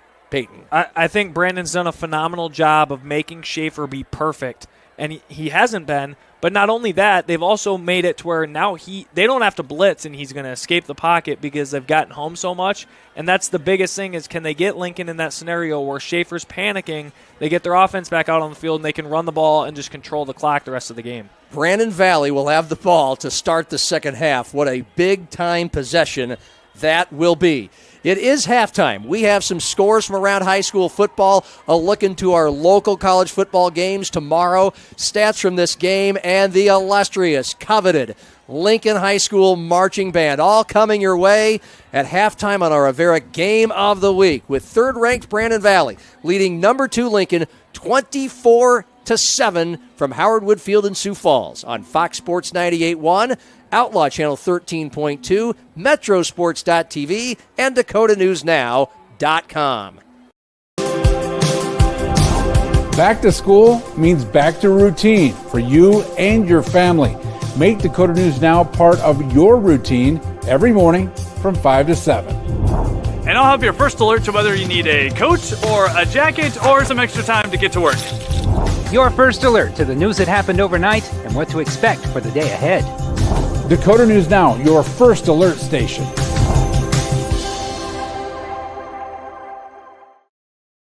Banking isn't just about financial products. It's about service and what we can do for you.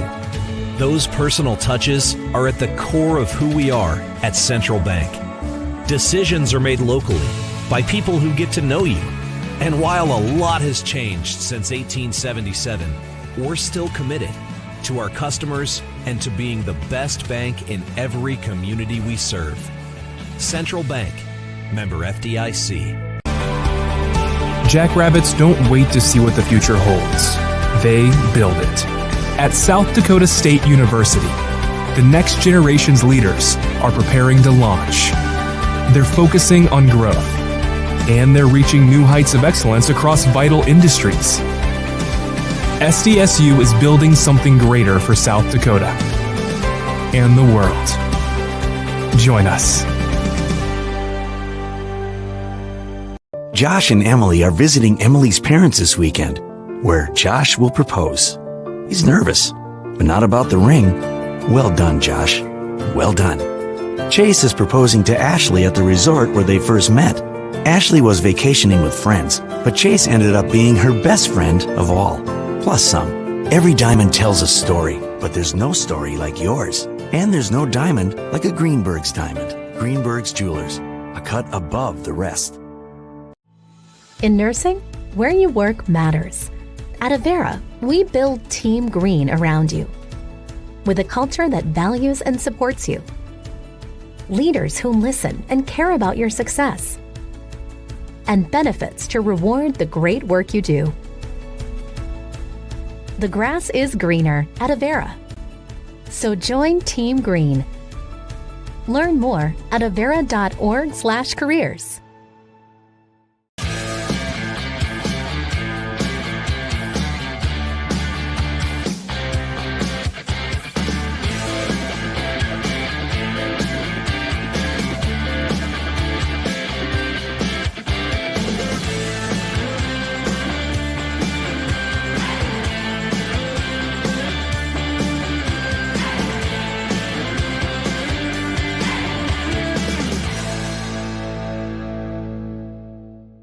Experience it all. Follow your academic and career goals and your love for the arts, music, and competition that thrills you. Learn from award-winning faculty and in classes where you are more than a number. Build lifelong friendships at game day experiences and in student organizations for all interests. At Augustana, you don't have to choose. Live and learn in the heart of South Dakota's largest city, where job opportunities, networks of professionals, and a hometown feel await you. Find your bold at Augustana University.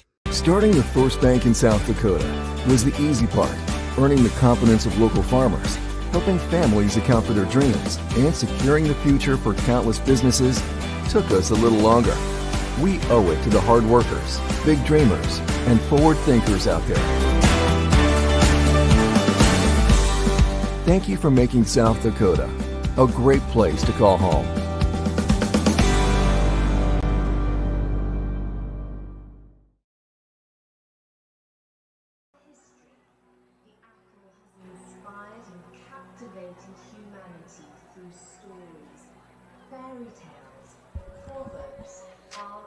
Brandon Valley 24, Lincoln 7. A stunner from Howard Wood Field on our Avera Game of the Week. John Gaskins with Peyton Riggs.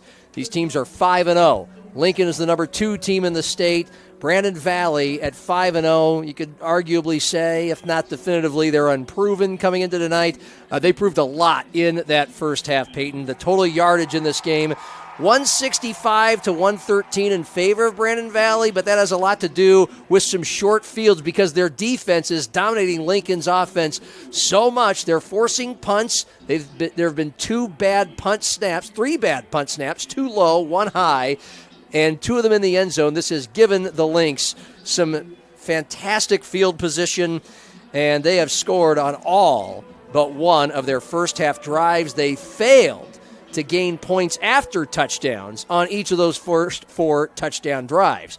Now, on metrosports.tv and dakotanewsnow.com, some first half highlights, and the first score of the game came for Brandon Valley, a 33-yard touchdown pass from Briggs Knutson to Landon Delaney. The Lynx have followed that with 3 touchdown runs. Their drives have been 53, 27, 30, and 30 yards because of 3 and outs by the defense and botched punts by Lincoln. One of those rushing touchdowns, again, on Metro Sports TV, and it's been very elementary. I mean, Brandon Valley is one of the biggest lines in the state. Hudson Parliament, the 6'4", 300-pound right guard, but that touchdown you just saw was off the left side of the line. Brandon Valley really is doing whatever it wants right now, Peyton. Yeah, and this is a dream for Coach Christensen because this is true Brandon Valley football at its finest. You've ran 35 plays for 165 yards. You've doubled up in time of possession with 15 minutes to their 7 minutes, and you've held them to 2 first downs. And one of them was on a run to end the half. And so really you held them to 1 first down, which is remarkable considering what Lincoln's done this year. And to me, it's been a mixture of a few things. First, Coach Strzok's refusing to run the ball. They've ran it 8 times, and a couple of those are some Schaefer scrambles. And when you're playing a team that blitzes, you cannot fall in love with the pass because you're going to lose some yards that way. And the other thing is Brandon Valley, when they have ran the ball, when you blitz, there's one guy to tackle the ball carrier, and they haven't missed yet. They haven't had a missed tackle where that one guy breaks it, whereas when you saw Jefferson, who really ran the same defensive scheme against Lincoln made him miss a few times and broke some really long runs. Tonight, you haven't seen them make anyone miss. They've been fit right at the line of scrimmage or a couple yards downfield, but really that's been the difference in the game is first downs, time of possession, and not being able to make anyone miss when you get guys in space. You mentioned Lincoln, 8 carries, just 18 yards off of those. The Patriots 5 of 13 through the air. Brody Schaefer, the sophomore sensation, has been a highlight film for the first 5 weeks of his career. Just 95 yards passing, and 79 of them came on one completion, the touchdown strike to Luis Nakasi, which you're watching right now if you're watching Metrosports.tv.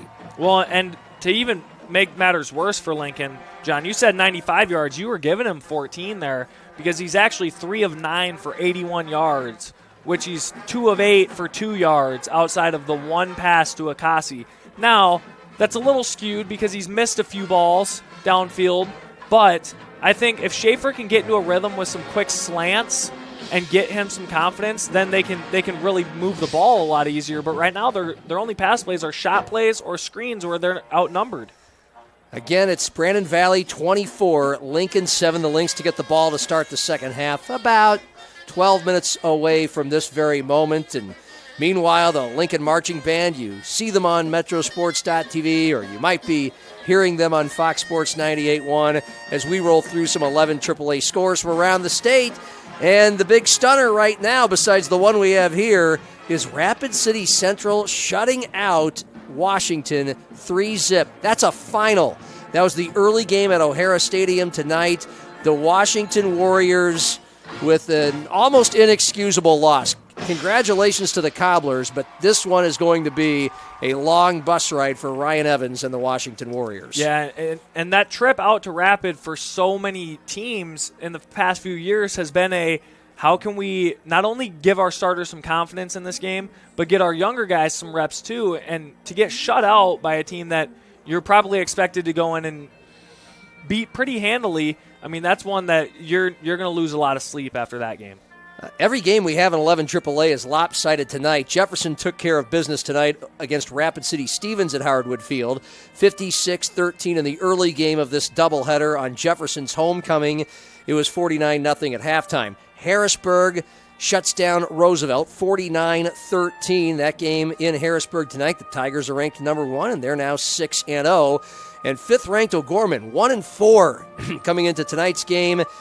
In Pierre, the state capital, leading the Governors 35-7. It looks more and more every week like Pierre's 7 consecutive state titles are in jeopardy. After 3, it's O'Gorman 35 and Pierre 7. A couple other 11 AA scores. The game of the night is Brookings leading T-Area 29-14 in Brookings. 10 minutes remaining fourth quarter. Number 1 Watertown and number 5 Spearfish tied at 14 with 3 minutes remaining in the fourth quarter. Third-ranked Yankton shutting out Sturgis 28-0. 9 minutes remaining in the fourth. And Huron shutting out Douglas 36-0. In 11A, the number 1 ranked team is Sioux Falls Christian, and they are just manhandling everybody. Right now shutting out Vermilion 43-0 in the Dakota Dome with 1 minute remaining in the third. A top 5 tilt with Del Rapids dominating number 5 West Central. The third-ranked Couriers leading 26-0 with 4 minutes remaining in the fourth. Fourth-ranked Dakota Valley leading Beersford 26-12. 9 minutes remaining in the first quarter at Dakota Valley. Right here, it is Brandon Valley 24, Lincoln 7. Before we go to break, let's watch and enjoy just like 30 seconds of the Lincoln High School Marching Band. Touchmark at All Saints, you're going to be surrounded by history. When you drive up to our community, you are impressed by the beautiful campus all around. This community is a combination of the old and the new. The old on the exterior, but your apartments are impressive. I've never been so pampered in my life. So it's the combination of both the history and modernization that makes it fun and enjoyable. Starting the first bank in South Dakota was the easy part, earning the confidence of local farmers, helping families account for their dreams, and securing the future for countless businesses took us a little longer. We owe it to the hard workers, big dreamers, and forward thinkers out there. Thank you for making South Dakota a great place to call home.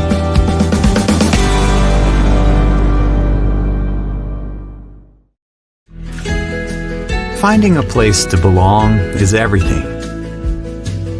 It's where you can make a difference, where you're heard, where you have a team that supports you, and the benefits you deserve. At Avera, you can find that place. You belong at Avera. Apply today. Avera.org/careers. Experience it all. Follow your academic and career goals and your love for the arts, music, and competition that thrills you. Learn from award-winning faculty and in classes where you are more than a number. Build lifelong friendships at game day experiences and in student organizations for all interests. At Augustana, you don't have to choose. Live and learn in the heart of South Dakota's largest city, where job opportunities, networks of professionals, and a hometown feel await you. Find your bold at Augustana University.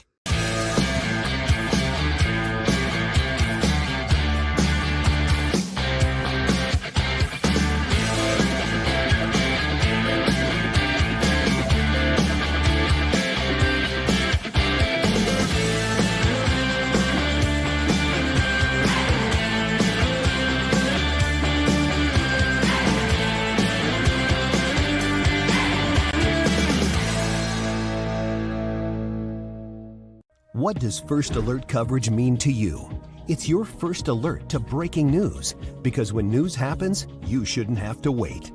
It's keeping you informed on the issues that matter and updating you with the latest information. It's weather every 5 minutes, because we know your time is important. It's covering state and local politics, because decisions from City Hall to the State House affect you most. Dakota News Now, your First Alert station.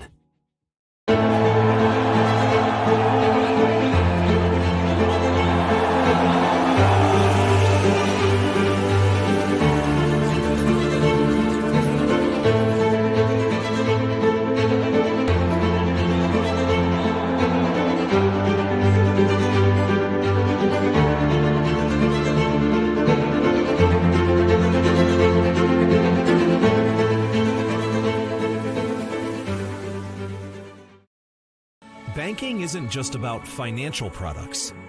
It's about service and what we can do for you. Those personal touches are at the core of who we are at Central Bank. Decisions are made locally by people who get to know you. And while a lot has changed since 1877, we're still committed to our customers and to being the best bank in every community we serve. Central Bank, member FDIC. So, hey guys.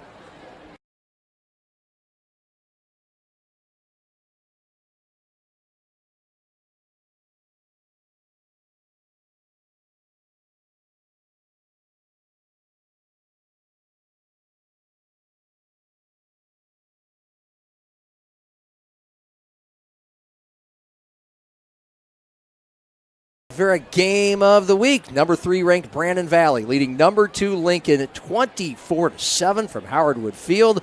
The Lynx scored on each of their first 4 drives. They have 3 rushing touchdowns, 1 through the air. They have done whatever they have wanted to do on offense against a normally stout Lincoln defense, while the Patriots offense has been on their heels the entire game except for a 79-yard touchdown pass early in the first quarter from Brody Schaefer to Luisan Akasi. John Gaskins with Peyton Riggs from Howardwood Field in Sioux Falls on a crisp, now 62-degree autumn night with some breeze.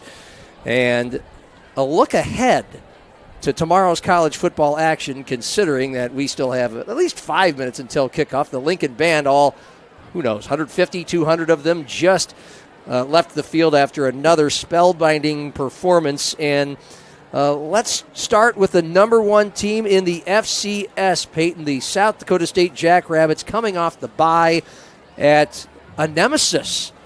Northern Iowa has been a thorn in their side. We call this the banana peel game every year for South Dakota State. And it's in the Unidome at 4 o'clock on ESPN+, a 3 o'clock pregame on 107.9 FM if you want to hear the Jackson Crystal Clear FM in the Sioux Falls area. But what kind of a game do you expect the Panthers to give the Jacks tomorrow? Well, I think this is a game where you get to really see what is SDSU this year, because so far this year they've played decent competition, but teams that they're expected to beat. And while they're expected to beat everybody, they haven't looked like the Jacks that everyone's kind of used to seeing the last few years. And Mark Gronowski's kind of taken that brunt of the pressure of losing both Yankee twins, Isaiah Davis, and much of his O-line, and he hasn't looked quite the same because of it. And this is the game where can Mark Gronowski find a rhythm with these new guys around him, or are they going to struggle, and this could be something where they're in close games all year against everybody? The Jacks have beaten their last two opponents by a score of 68-3. Augustana 27-3, Southeastern Louisiana 41-zip. Kirby Voorhees, a fourth-string running back, had 178 yards on 5 carries, 3 touchdowns a couple of weeks ago. Meanwhile, USD up from number 5 to number 4 in the FCS. The 3-1 Yotes only lost at Wisconsin, visiting Murray State in Kentucky. The Racers, a brand new Mo Valley team. They're 1-3. They gave up 605 yards and 72 points to North Dakota last week, lost 72-35, while the Coyotes dominated number 17 Southern Illinois, 42-13 with 550 total yards. Yeah, and if you're a USD fan, you know, and it's awful to think about as a USD fan, South Dakota State's the standard in FCS football. And last year you really saw that because you thought you had a pretty good team. You ran into SDSU and it looked like men playing boys.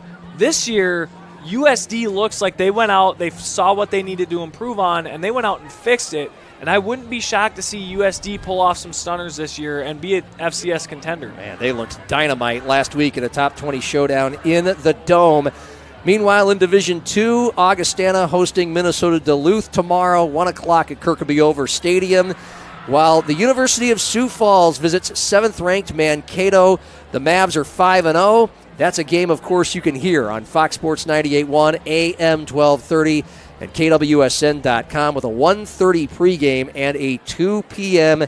kickoff from Mankato. The Cougars are 3-2, coming off a pair of close losses. Kalen DeBoer's now number 1 ranked Alabama Crimson Tide visiting Vanderbilt at 3:15 on the SEC network. Iowa at number 3 Ohio State, the 2:30 CBS game. Buckeyes at 18.5-point favorite. Nebraska hosting Rutgers, who's 5-0. 3 o'clock in Lincoln on FS1. The Golden Gophers host USC, 6:30 on BTN. And on Sunday morning, wake up, breakfast in London. The Minnesota Vikings are 2.5-point favorites. 2.5, that's it, against the 2-2 New York Jets at 8:30 a.m. on NFL Network and also on Fox Sports 98.1. John, I'm going to make a bold prediction that Minnesota sports fans are going to be happy and upset this weekend for all the different reasons that they don't expect. I think Minnesota is going to beat USC at home, but I think the Vikings are going to lose in London. How? Why? Well, I think it's really hard to start a year 5-0 against a team that has a veteran quarterback. He's played, however many years. He knows the Vikings well, and the Jets kind of have their back up against the wall. They're going to play with their hair on fire. All right. They're not very good at the moment, and Aaron Rodgers doesn't look like Aaron Rodgers, but we'll see, or we'll hear it. Again, 8:30 Sunday morning, the Vikings and the Jets on Fox Sports 98.1. Brandon Valley leading Lincoln 24-7. The Lynx will have the ball to start the second half when we come back on our Avera Game of the Week. Fox Sports 98.1, Outlaw Channel 13.2, and Metrosports.tv. Finding a place to belong is everything. It's where you can make a difference, where you're heard, where you have a team that supports you, and the benefits you deserve. At Avera, you can find that place. You belong at Avera. Apply today. Avera.org/careers. Experience it all. Follow your academic and career goals and your love for the arts, music, and competition that thrills you. Learn from award-winning faculty and in classes where you are more than a number. Build lifelong friendships at game day experiences and in student organizations for all interests. At Augustana, you don't have to choose. Live and learn in the heart of South Dakota's largest city, where job opportunities, networks of professionals, and a hometown feel await you. Find your bold at Augustana University.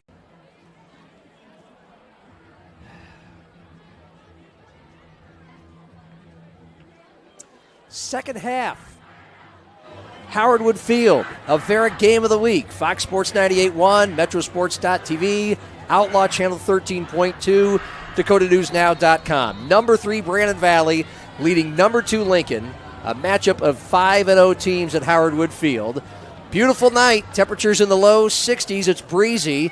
A few thousand fans on hand, probably closer to 6,000. Of course, Brandon Valley from just about 15 minutes away, bringing a massive contingency, and their squad has dominated these Patriots so far. 165 yards, 4 consecutive touchdown drives, all of them short fields to start this game.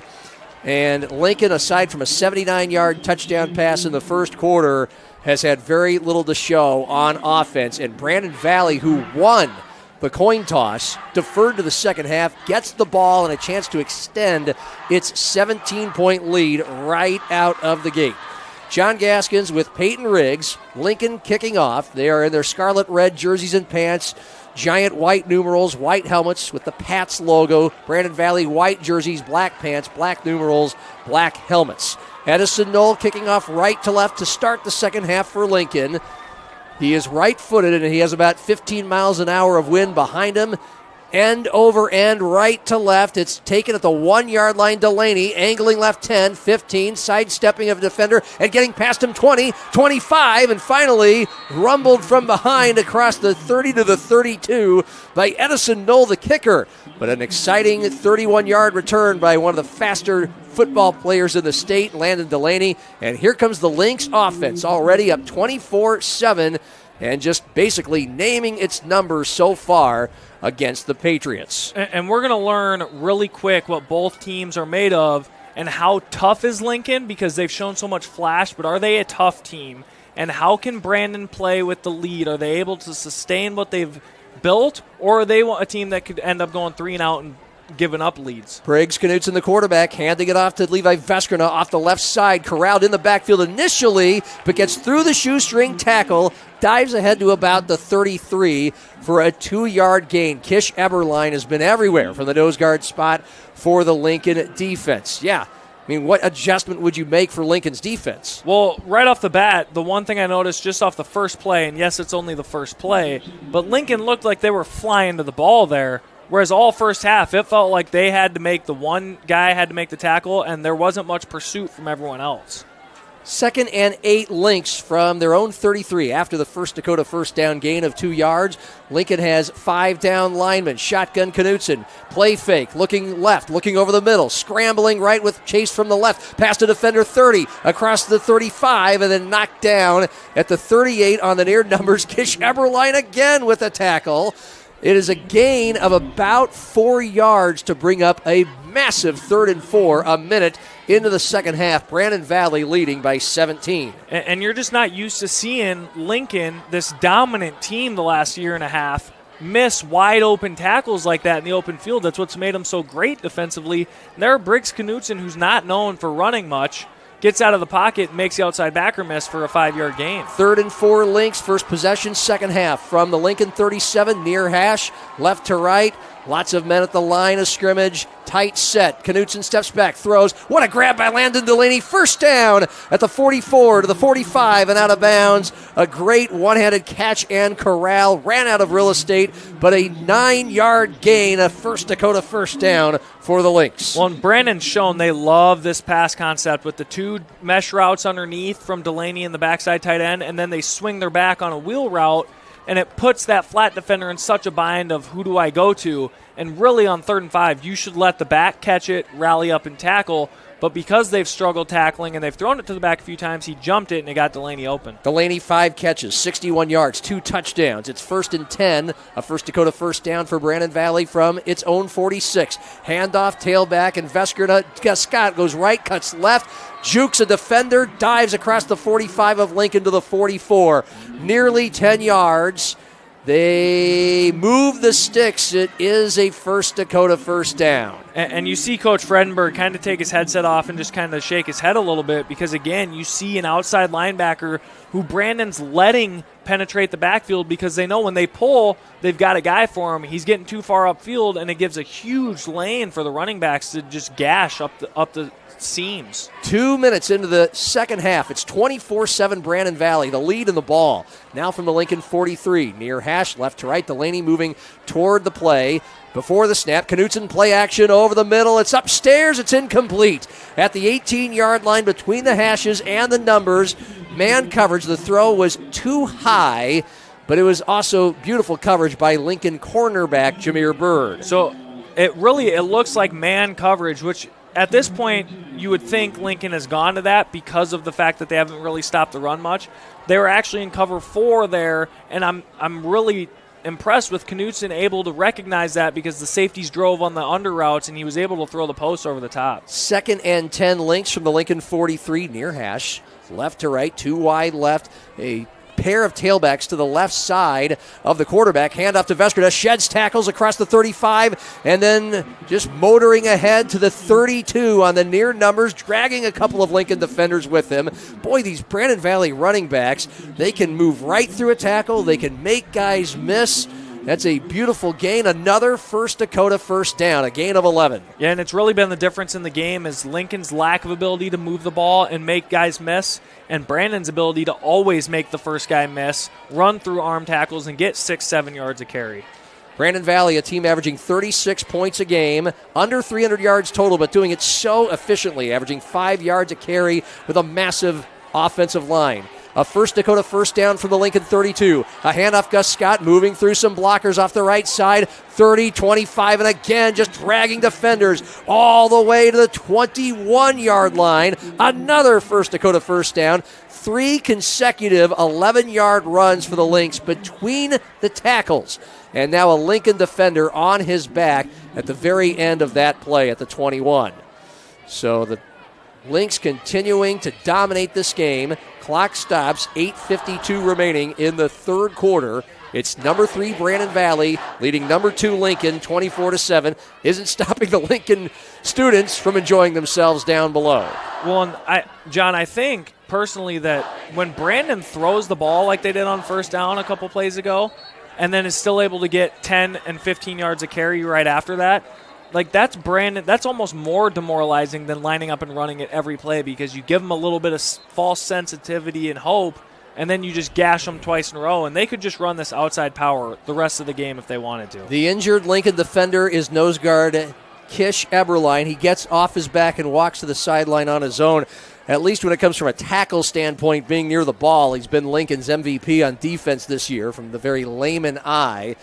Yeah, he had 10 tackles in the first half. That's incredible. It's been a busy night for that Lincoln defense. Brandon Valley has controlled the clock, as was their major key to winning tonight. And now a First Dakota first down from the Lincoln 21, up by 17. First possession, second half. Gus Scott took the handoff right side, kept moving and angling right, getting a few yards. Marked down at the 16, even on what appears to be short runs for Brandon Valley. Another gain of 5 yards. Yeah, and Brandon's found the weakness in Lincoln's defense because they can just keep running this outside power, and Lincoln's corners do not look like they want to come downhill and tackle at all. And it's what's giving the running back such a big lane is because the guy that's supposed to fill that hole is the corner, and he's just sitting back at 6-7 yards. So then the safeties have to come down and tackle, and by then you can run this all the way down the field. The line and the running backs, they put a lot of time in the weight room at Brandon Valley. 2nd and 5, landed Delaney on a jet sweep. End around, turns the corner left side, across the 10, knocked hard, but ahead to about the 7. It's a 9-yard gain on 2nd and 5. Another First Dakota first down. This game is becoming hammer and nail, and Brandon Valley, the ever-present hammer right now. Yeah, and if you're Brandon, I would run the ball 4 times right here and just bury them. If you can run it 4 times and score inside the 10-yard line and just take all sense of hope out of Lincoln's defense right now, you're pretty much set for the rest of the game. Patriots locking in on defense, 5 down linemen, 1st and goal, Lynx from the 7, up by 17. Handoff, Scott left then right across the 5. Last line of defense, he mows right over them across the goal line. Touchdown, Brandon Valley. It's 30-7, Lynx. Yeah, and how dare I say 4 times when they can just do it once? I mean, Gus Scott, I was just about to say they could run counter because Lincoln had nobody on the backside there, and sure enough, they go counter with 2 pullers.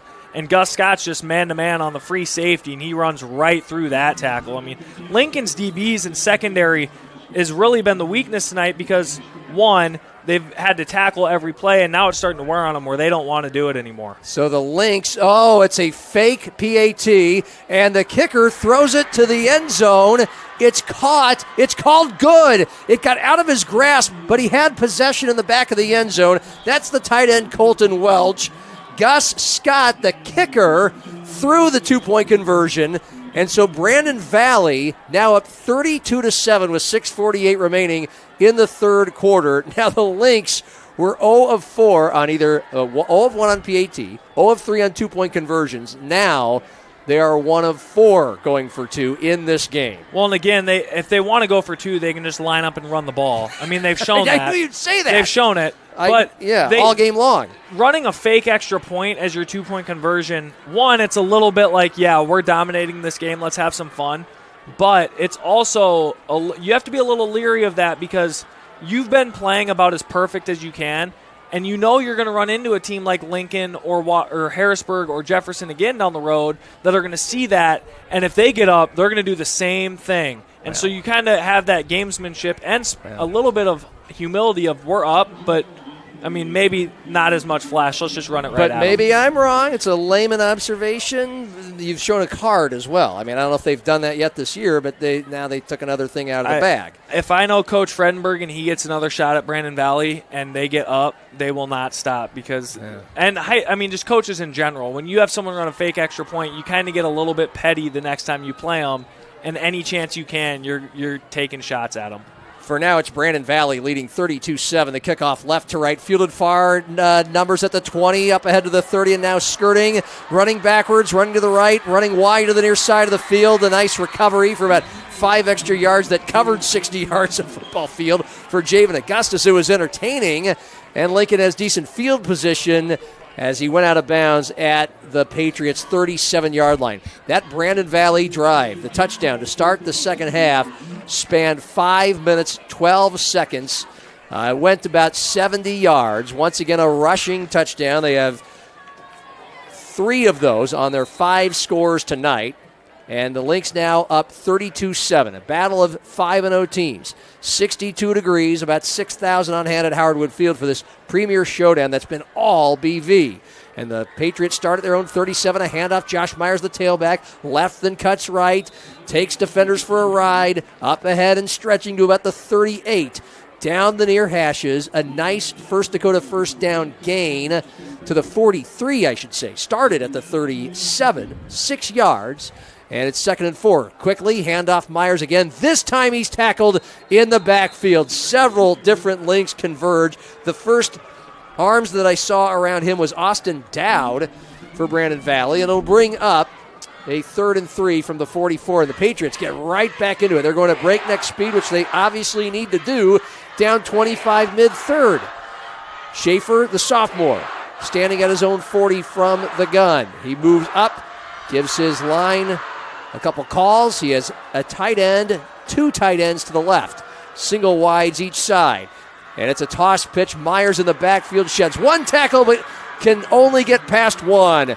Ahead and falling down at the 38. It'll bring up 3rd and 3 after no gain. I mean, it was a great play call, but poor execution there on 3rd and, 4. And they can go speed option to the field where there's no one for the pitch man, but Schaefer doesn't draw the D end in, and so he's able to play both. And Myers' pitch distance was right on top of Schaefer to where when he pitched it, the D end only had to take about half a shuffle step out and make the tackle. It's now 4th and 4 Lincoln, down 32-7, 5-10 and ticking in the third. They got to go for it between the hashes, right to left. Brandon Valley showing blitz like they are on almost every play. 7 men in the box. Make that 8.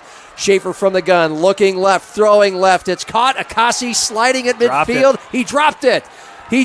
And Brandon Valley will get it back after a big 4th down stop, up by 25. And the Lynx are partying on that far sideline. Well, and this is the play that you've seen Lincoln be just routine. You don't see them miss this the last year and a half. It's just an easy hitch route, and Akasi drops it.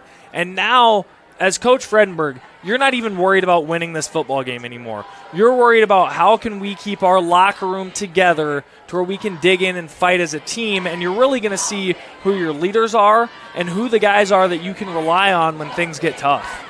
So the Lynx, who have scored on 5 of their 6 possessions, take over with 5 minutes remaining in the third, up 32-7 from the Lincoln 43. A First Dakota first down.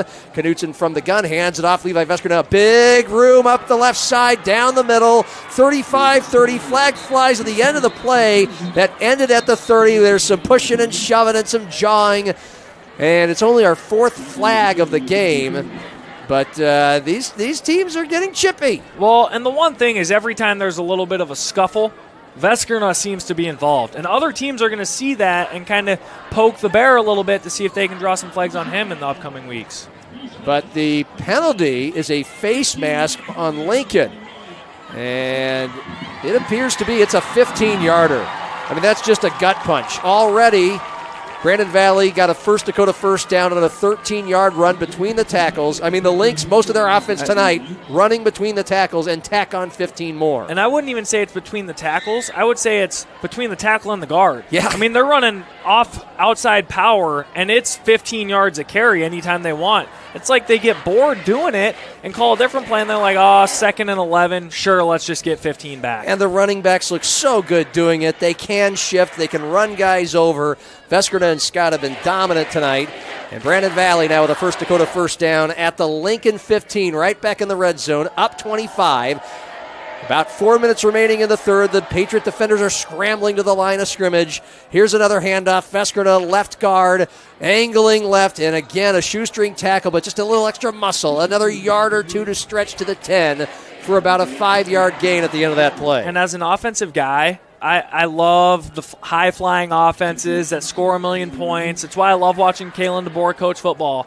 But at the same time, when you see a pulling guard like Hudson Parliament right there, pull, and there's not even anyone for him to block, and he's just running up the field, that is beautiful because you know you have a hat on a hat, and there's not even someone for your puller to block, and it ends up being a backside guy that makes the tackle, but you know you're that close to another big run. Parliament, the 6'4", 300-pound right guard, state powerlifting champion, offers from Nebraska, Iowa, KU, K-State. Handoff up the middle. It's Veskerna again. 10-5. Staying on his feet. Rumbling into the end zone. It's a touchdown, Brandon Valley. 38-7 with 3:19 remaining in the third. The Lynx have scored on 6 of their 7 drives right down the throat of the Patriots. Well, and this is one of the few times, if ever, that I've ever watched a Coach Fredenberg defense look to where even schematically they're just outnumbered at times. And Brandon has them dialed in where when they shifted there, they knew they could run it right back to the wide side of the field, and they'd have more than a hat on a hat, and the running back, there's no one there for him to tackle. Another extra point attempt for Gus Scott. The snap was high, the hold was well placed, and Scott drilled it to make it Brandon Valley 39, Lincoln 7 with 3:19 remaining in the third quarter. On our Avera Game of the Week, Fox Sports 98.1, Outlaw Channel 13.2, and Metrosports.tv. first bank in South Dakota was the easy part, earning the confidence of local farmers, helping families account for their dreams, and securing the future for countless businesses took us a little longer. We owe it to the hard workers, big dreamers, and forward thinkers out there. Thank you for making South Dakota a great place to call home.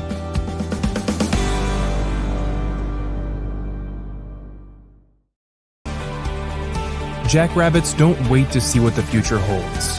They build it. At South Dakota State University, the next generation's leaders are preparing to launch. They're focusing on growth, and they're reaching new heights of excellence across vital industries. SDSU is building something greater for South Dakota and the world. Join us.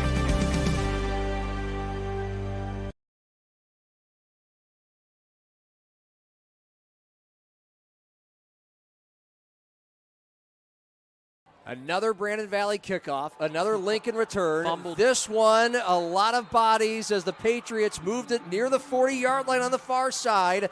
They fumbled. The Lynx are celebrating, and now it's official. They have it again.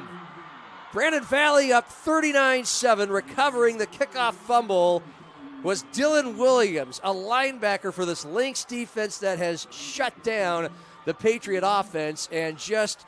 Yeah, I mean, it's just a feeding frenzy now for the Lynx. 39-7 lead, 3:08 remaining third quarter. A battle of undefeateds that is tilted heavily in the Lynx side. Well, and the biggest thing if you're Coach Fredenberg is you haven't lost in a year and a half. You've lost tonight. And you haven't lost physically. I mean, yes, you have. But the biggest thing is you're getting dominated emotionally, mentally, and physically in all three phases. And that's a huge red flag, not even in just this game, but the rest of the season. First Dakota first down for the Lynx at the Lincoln 38 off the kickoff fumble and recovery. Handoff to Gus Scott. Sheds an ankle tackle backfield off the left side. Then he gets drilled right away. It's all about pride for the Lincoln defense now. And a nice tackle by Dylan Calzo, a linebacker spelling Lincoln's arguably best defender coming into the year in Griffin Keller, who continues to battle a shoulder injury. Calzo came up big in last week's win over Washington.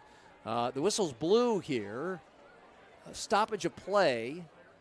A trainer is out for Lincoln, and one of the Patriots runs off the field. And I believe that's Calzo who just made the tackle. And that's, I mean, I don't know what the injury is. Oh, check that.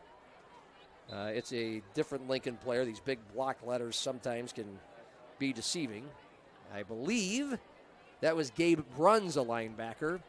So, and I don't want to say what I think it was once we saw what happened when he got to the sideline, why he needed that extra time, but it's going to be 2nd and 10 Brandon Valley. Yeah, I was just kind of standing here thinking about growing up around the Storm, winning streaks come to an end at some point.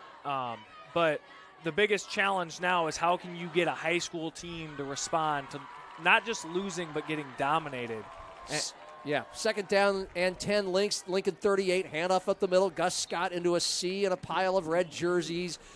Down the far hash marks to about the 37, may have gotten a yard. You mentioned that it's been a year and a half. It's been a season and a half since Lincoln has lost. Calendar-wise, it's been 2 years. Excuse me, and a lot of the players for Lincoln tonight, they haven't lost a game in their careers playing varsity football. No. They don't know what this is like. Yeah, and the biggest thing, if you're Coach Fredenberg, you almost feel a sense of relief when that streak of winning finally ends. And it sounds terrible, but that pressure of winning every game gets to you a little bit. But it's now, can you get the guys to play free, or are they going to start to bicker with each other? 1.5 minutes remaining in this third quarter. Brandon Valley 3rd and 9, the Lincoln 37, rush from the left. And Knutson throws a screen pass just ahead to Gus Scott, the running back, and the Patriots sniffed it out. Both Knutson and Scott the whole way. He caught it between the numbers and the boundary, near side at the 37. That's where the play immediately ended. A 1-yard gain. Brandon Valley in that no man's land right now at the Lincoln 37 has 4th and 9. And we'll see if, I don't think they're going to punt, but I'm not sure. I can't tell if Briggs Knutson, the quarterback, is in that hull right now. Surprised me if he was. I mean, the way your defense has played, I would go for this just because you feel like you've given up 2 yards offensively since that bomb. Yeah, they are. The foot is still firmly on the gas pedal for Brandon Valley. 4th and 9. Knutson steps up, throws over the middle. He's got an open receiver just a little bit wide. Oh, Landon Delaney for Brandon, of course, as usual, had steps on 2 defenders. The throw just fell at the 5-yard line, about a couple of yards to the right of Delaney. So Lincoln gets the stop and the ball back at its own 37-yard line. Yeah, and if you're Coach Struck, this is where you're not experimenting mid-game, but you're also trying to see, okay, what can I do with Brody Schaefer, because every team that we play is going to give us this look the rest of the year. So we need to find something that he's comfortable with that we can go to anytime someone runs this defense against us. The super sophomore up until tonight. 1st and 10 at his own 37, a First Dakota first down. Handoff tailback. Josh Myers is smashed on impact. Almost a millisecond after he took the carry, he was hit hard by linebacker Gunnar Swift for Brandon Valley, a middle linebacker. Evan Gray was right there. 20 seconds on the third quarter clock. Brandon Valley up 39-7. Lincoln with the ball, 2nd and 10 from its own 37, between the hashes right to left. A handoff to Myers up the middle. Has some room, 40, skirting ahead, bowling ahead to the 44. Just about 3 yards shy of the first down stick, a gain of 7, and that does it for the third quarter. Brandon Valley tacks on 2 more touchdowns to its halftime lead and leads second-ranked defending state champion Lincoln 39-7 as we go to the fourth quarter on our game of the week. Fox Sports 98.1, Outlaw Channel 13.2, and DakotaNewsNow.com. Banking isn't just about financial products. It's about service and what we can do for you. Those personal touches are at the core of who we are at Central Bank. Decisions are made locally by people who get to know you. And while a lot has changed since 1877, we're still committed to our customers and to being the best bank in every community we serve. Central Bank, member FDIC. Touchmark at All Saints is a full-service, award-winning retirement community set in the heart of historic downtown Sioux Falls, South Dakota. At Touchmark, we want to preserve the independence that you have. We want to make sure that every part of who you are is fulfilled. I would recommend this to anybody. I think this is just a great way to spend your retirement years. At the end of the day, we're here to live the full life.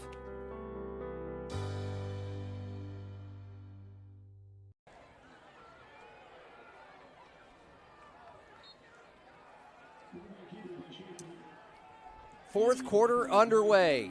A pair of 5-0 teams. Number 3 Brandon Valley leading number 2 Lincoln 39-7 after a short third down gain for the Patriots to start the fourth quarter.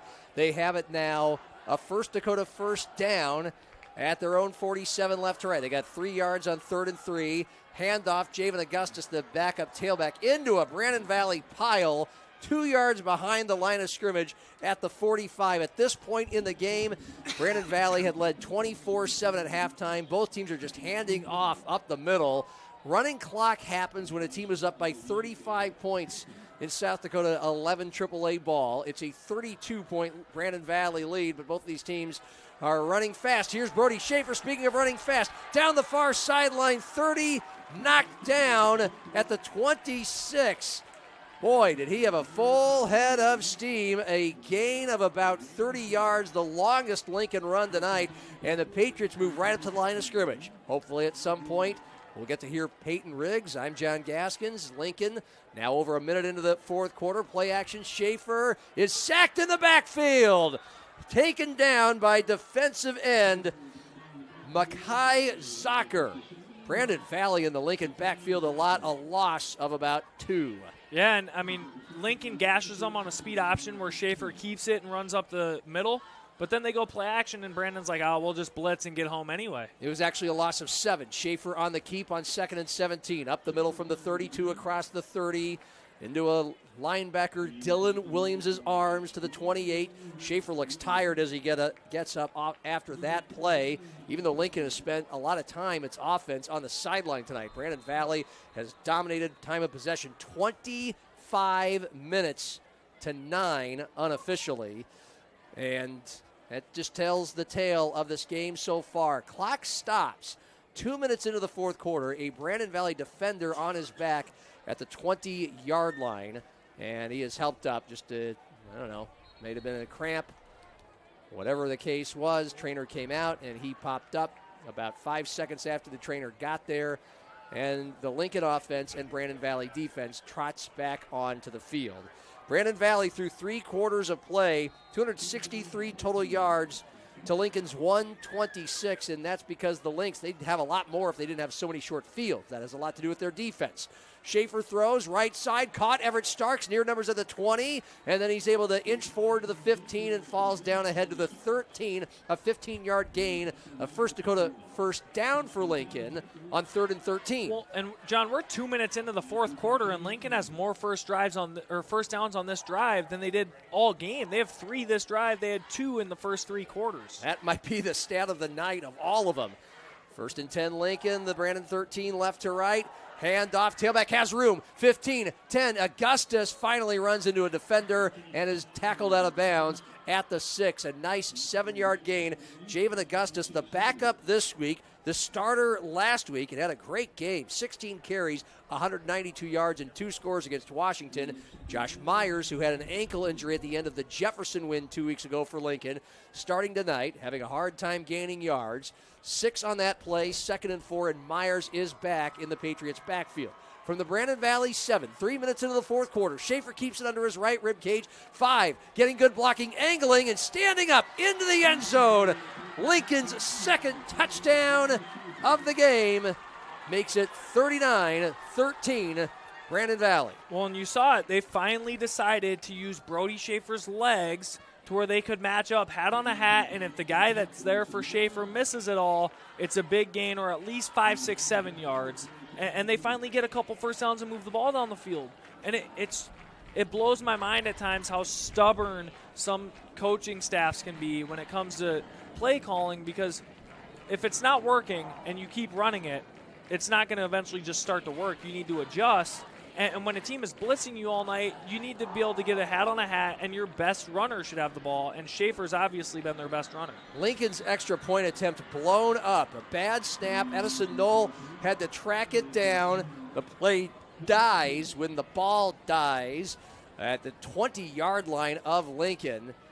Watching the replay on the scoreboard, it's the replay of the touchdown here at Howard Wood Field. So the score remains 39-13. Lincoln, of all their problems tonight, going 3 and out so many times on offense, having to punt, bad punts. It's special teams snaps. I mean, they've had 3 bad punt snaps that have sent Edison Knoll either trying to dig it off the ground or tracking it down after it went over his head, twice in the end zone. That gave Brandon Valley 2 really short fields for touchdowns in the first half.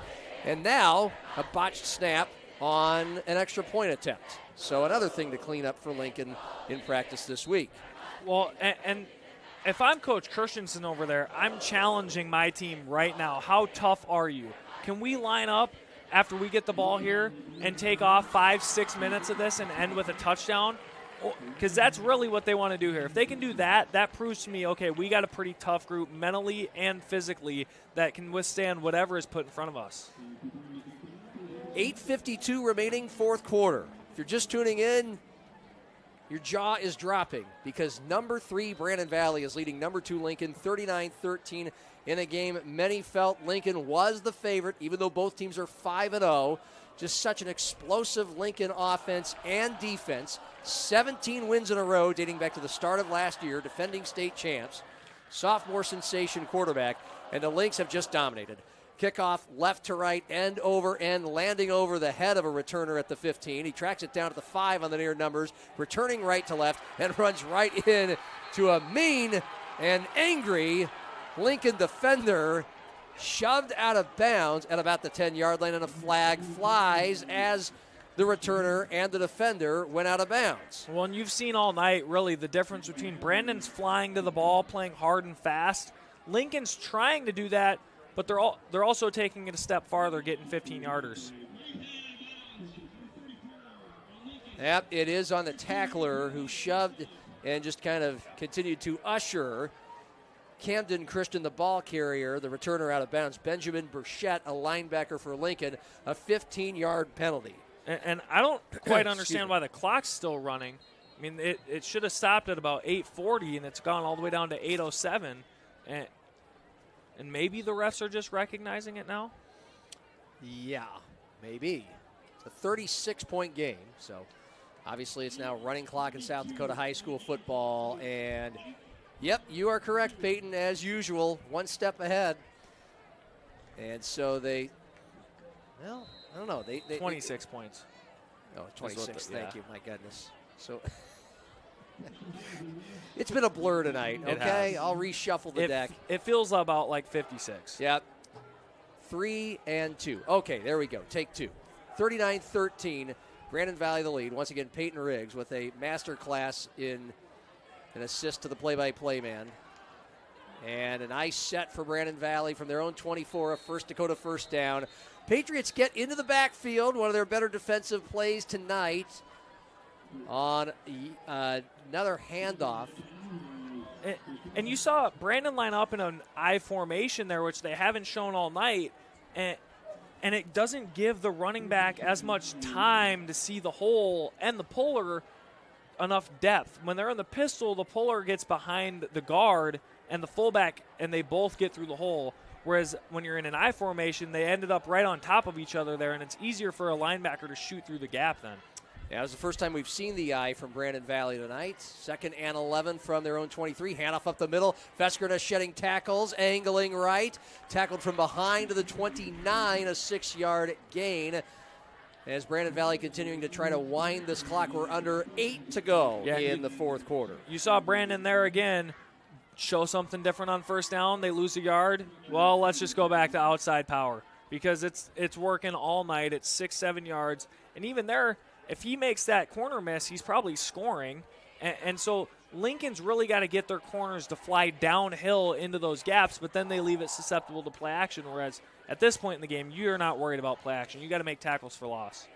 The Lynx have 3rd and 5 of their own 29. Lincoln has 7 down linemen. Shotgun, Knutson hands it off, and Veskerna is tackled right at about the line of scrimmage, trying to just go up the middle. Behind his right guard, a 6'4", 300-pound state powerlifting champion in Hudson Parliament. It's a gain of maybe a yard to the 29, 4th and 5. Brandon Valley might be punting for just the second time tonight. On the ground coming into this drive, Levi Veskerna, 14 carries, 85 yards, 2 scores.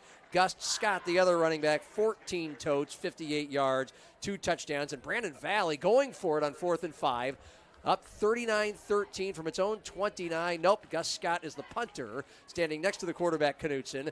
And Scott boots it over the entirety of the Lincoln defense. They had no returners back there. It landed on the Lincoln 30, kept rolling toward the near side, right to left, down at the 15. So this goes down as about a 55-yard punt. From the 29 was the line of scrimmage, all the way down to the 16. Yeah, and it's a great thing that Brandon does there is they direct snap to the running back, Gus Scott, who's also their punter. But since they lined up in an offensive formation, Lincoln can't put anyone back to field the punt. They have to respect the fact that Brandon could go for it, and so it ends up getting a huge roll for a 55-yard punt. Their punter technically is Miles Hunt, but Brandon Valley's only 2 punts tonight. They did the exact same thing. They set up with the quarterback in the backfield and then just snapped it to Scott, and he punted it. So Lincoln, a First Dakota first down for their own 16, a wide throw, left side, caught, far numbers at the 20 for a short gain of about 4 yards and a quick tackle. The pass was complete to the backup tight end for Lincoln, Lucas Honor, and the Patriots going no huddle, up-tempo, 6 minutes remaining in the game, down by 26. 2nd and 6, their own 20. Handoff Myers off the right side, and he is corralled after he gets the 20 and the 21. He is stuck down at the 22, and that open field tackle was made by defensive end Parker Coughlin. And Lincoln's really going to have to take a hard look at their running game and the schemes they run, because teams are going to run this defense the rest of the year. And Brandon has had free runners against pulling guards all night long, and they need to figure out a way to shore up that to where there's not linebackers walking in the backfield every play. 3rd and 4, Patriots, their own 22. Shotgun, 2 wideouts each side. Oh, the chase coming up the middle. Schaefer has to backpedal, running for his life, goes left. Now he's going to take a deep shot down the middle of the field. Couple receivers there. It's knocked down. Oh, Nolan Pudwell wanted the interception on the far numbers at the Lincoln 40, the BV 40. Instead, he'll settle for a pass breakup. An up for grabs throw by Brody Schaefer, the sophomore. It's 4th and 4, and Lincoln punting deep in its own territory. Yeah, and if you're Coach Christensen, you're just kind of standing over there with a little smirk on your face right now, right at Brody Schaefer, and there's guys wide open. 5:14 remaining. Brandon Valley up 13 at Lincoln. Good snap, or a decent one this time. Helmet high to Edison Knoll. He's punting from his own 10. Fair catch called for and made by Pudwell right at midfield. And so that's where Brandon Valley will start its latest drive, up 26. And this Lynx offense trots back onto the field, having gone for over 300 total yards, most of them on the ground. Oh, it looks like the ref threw his flag there for kick catch interference is what it looked like he was going to call, and then he picked it up. Yep.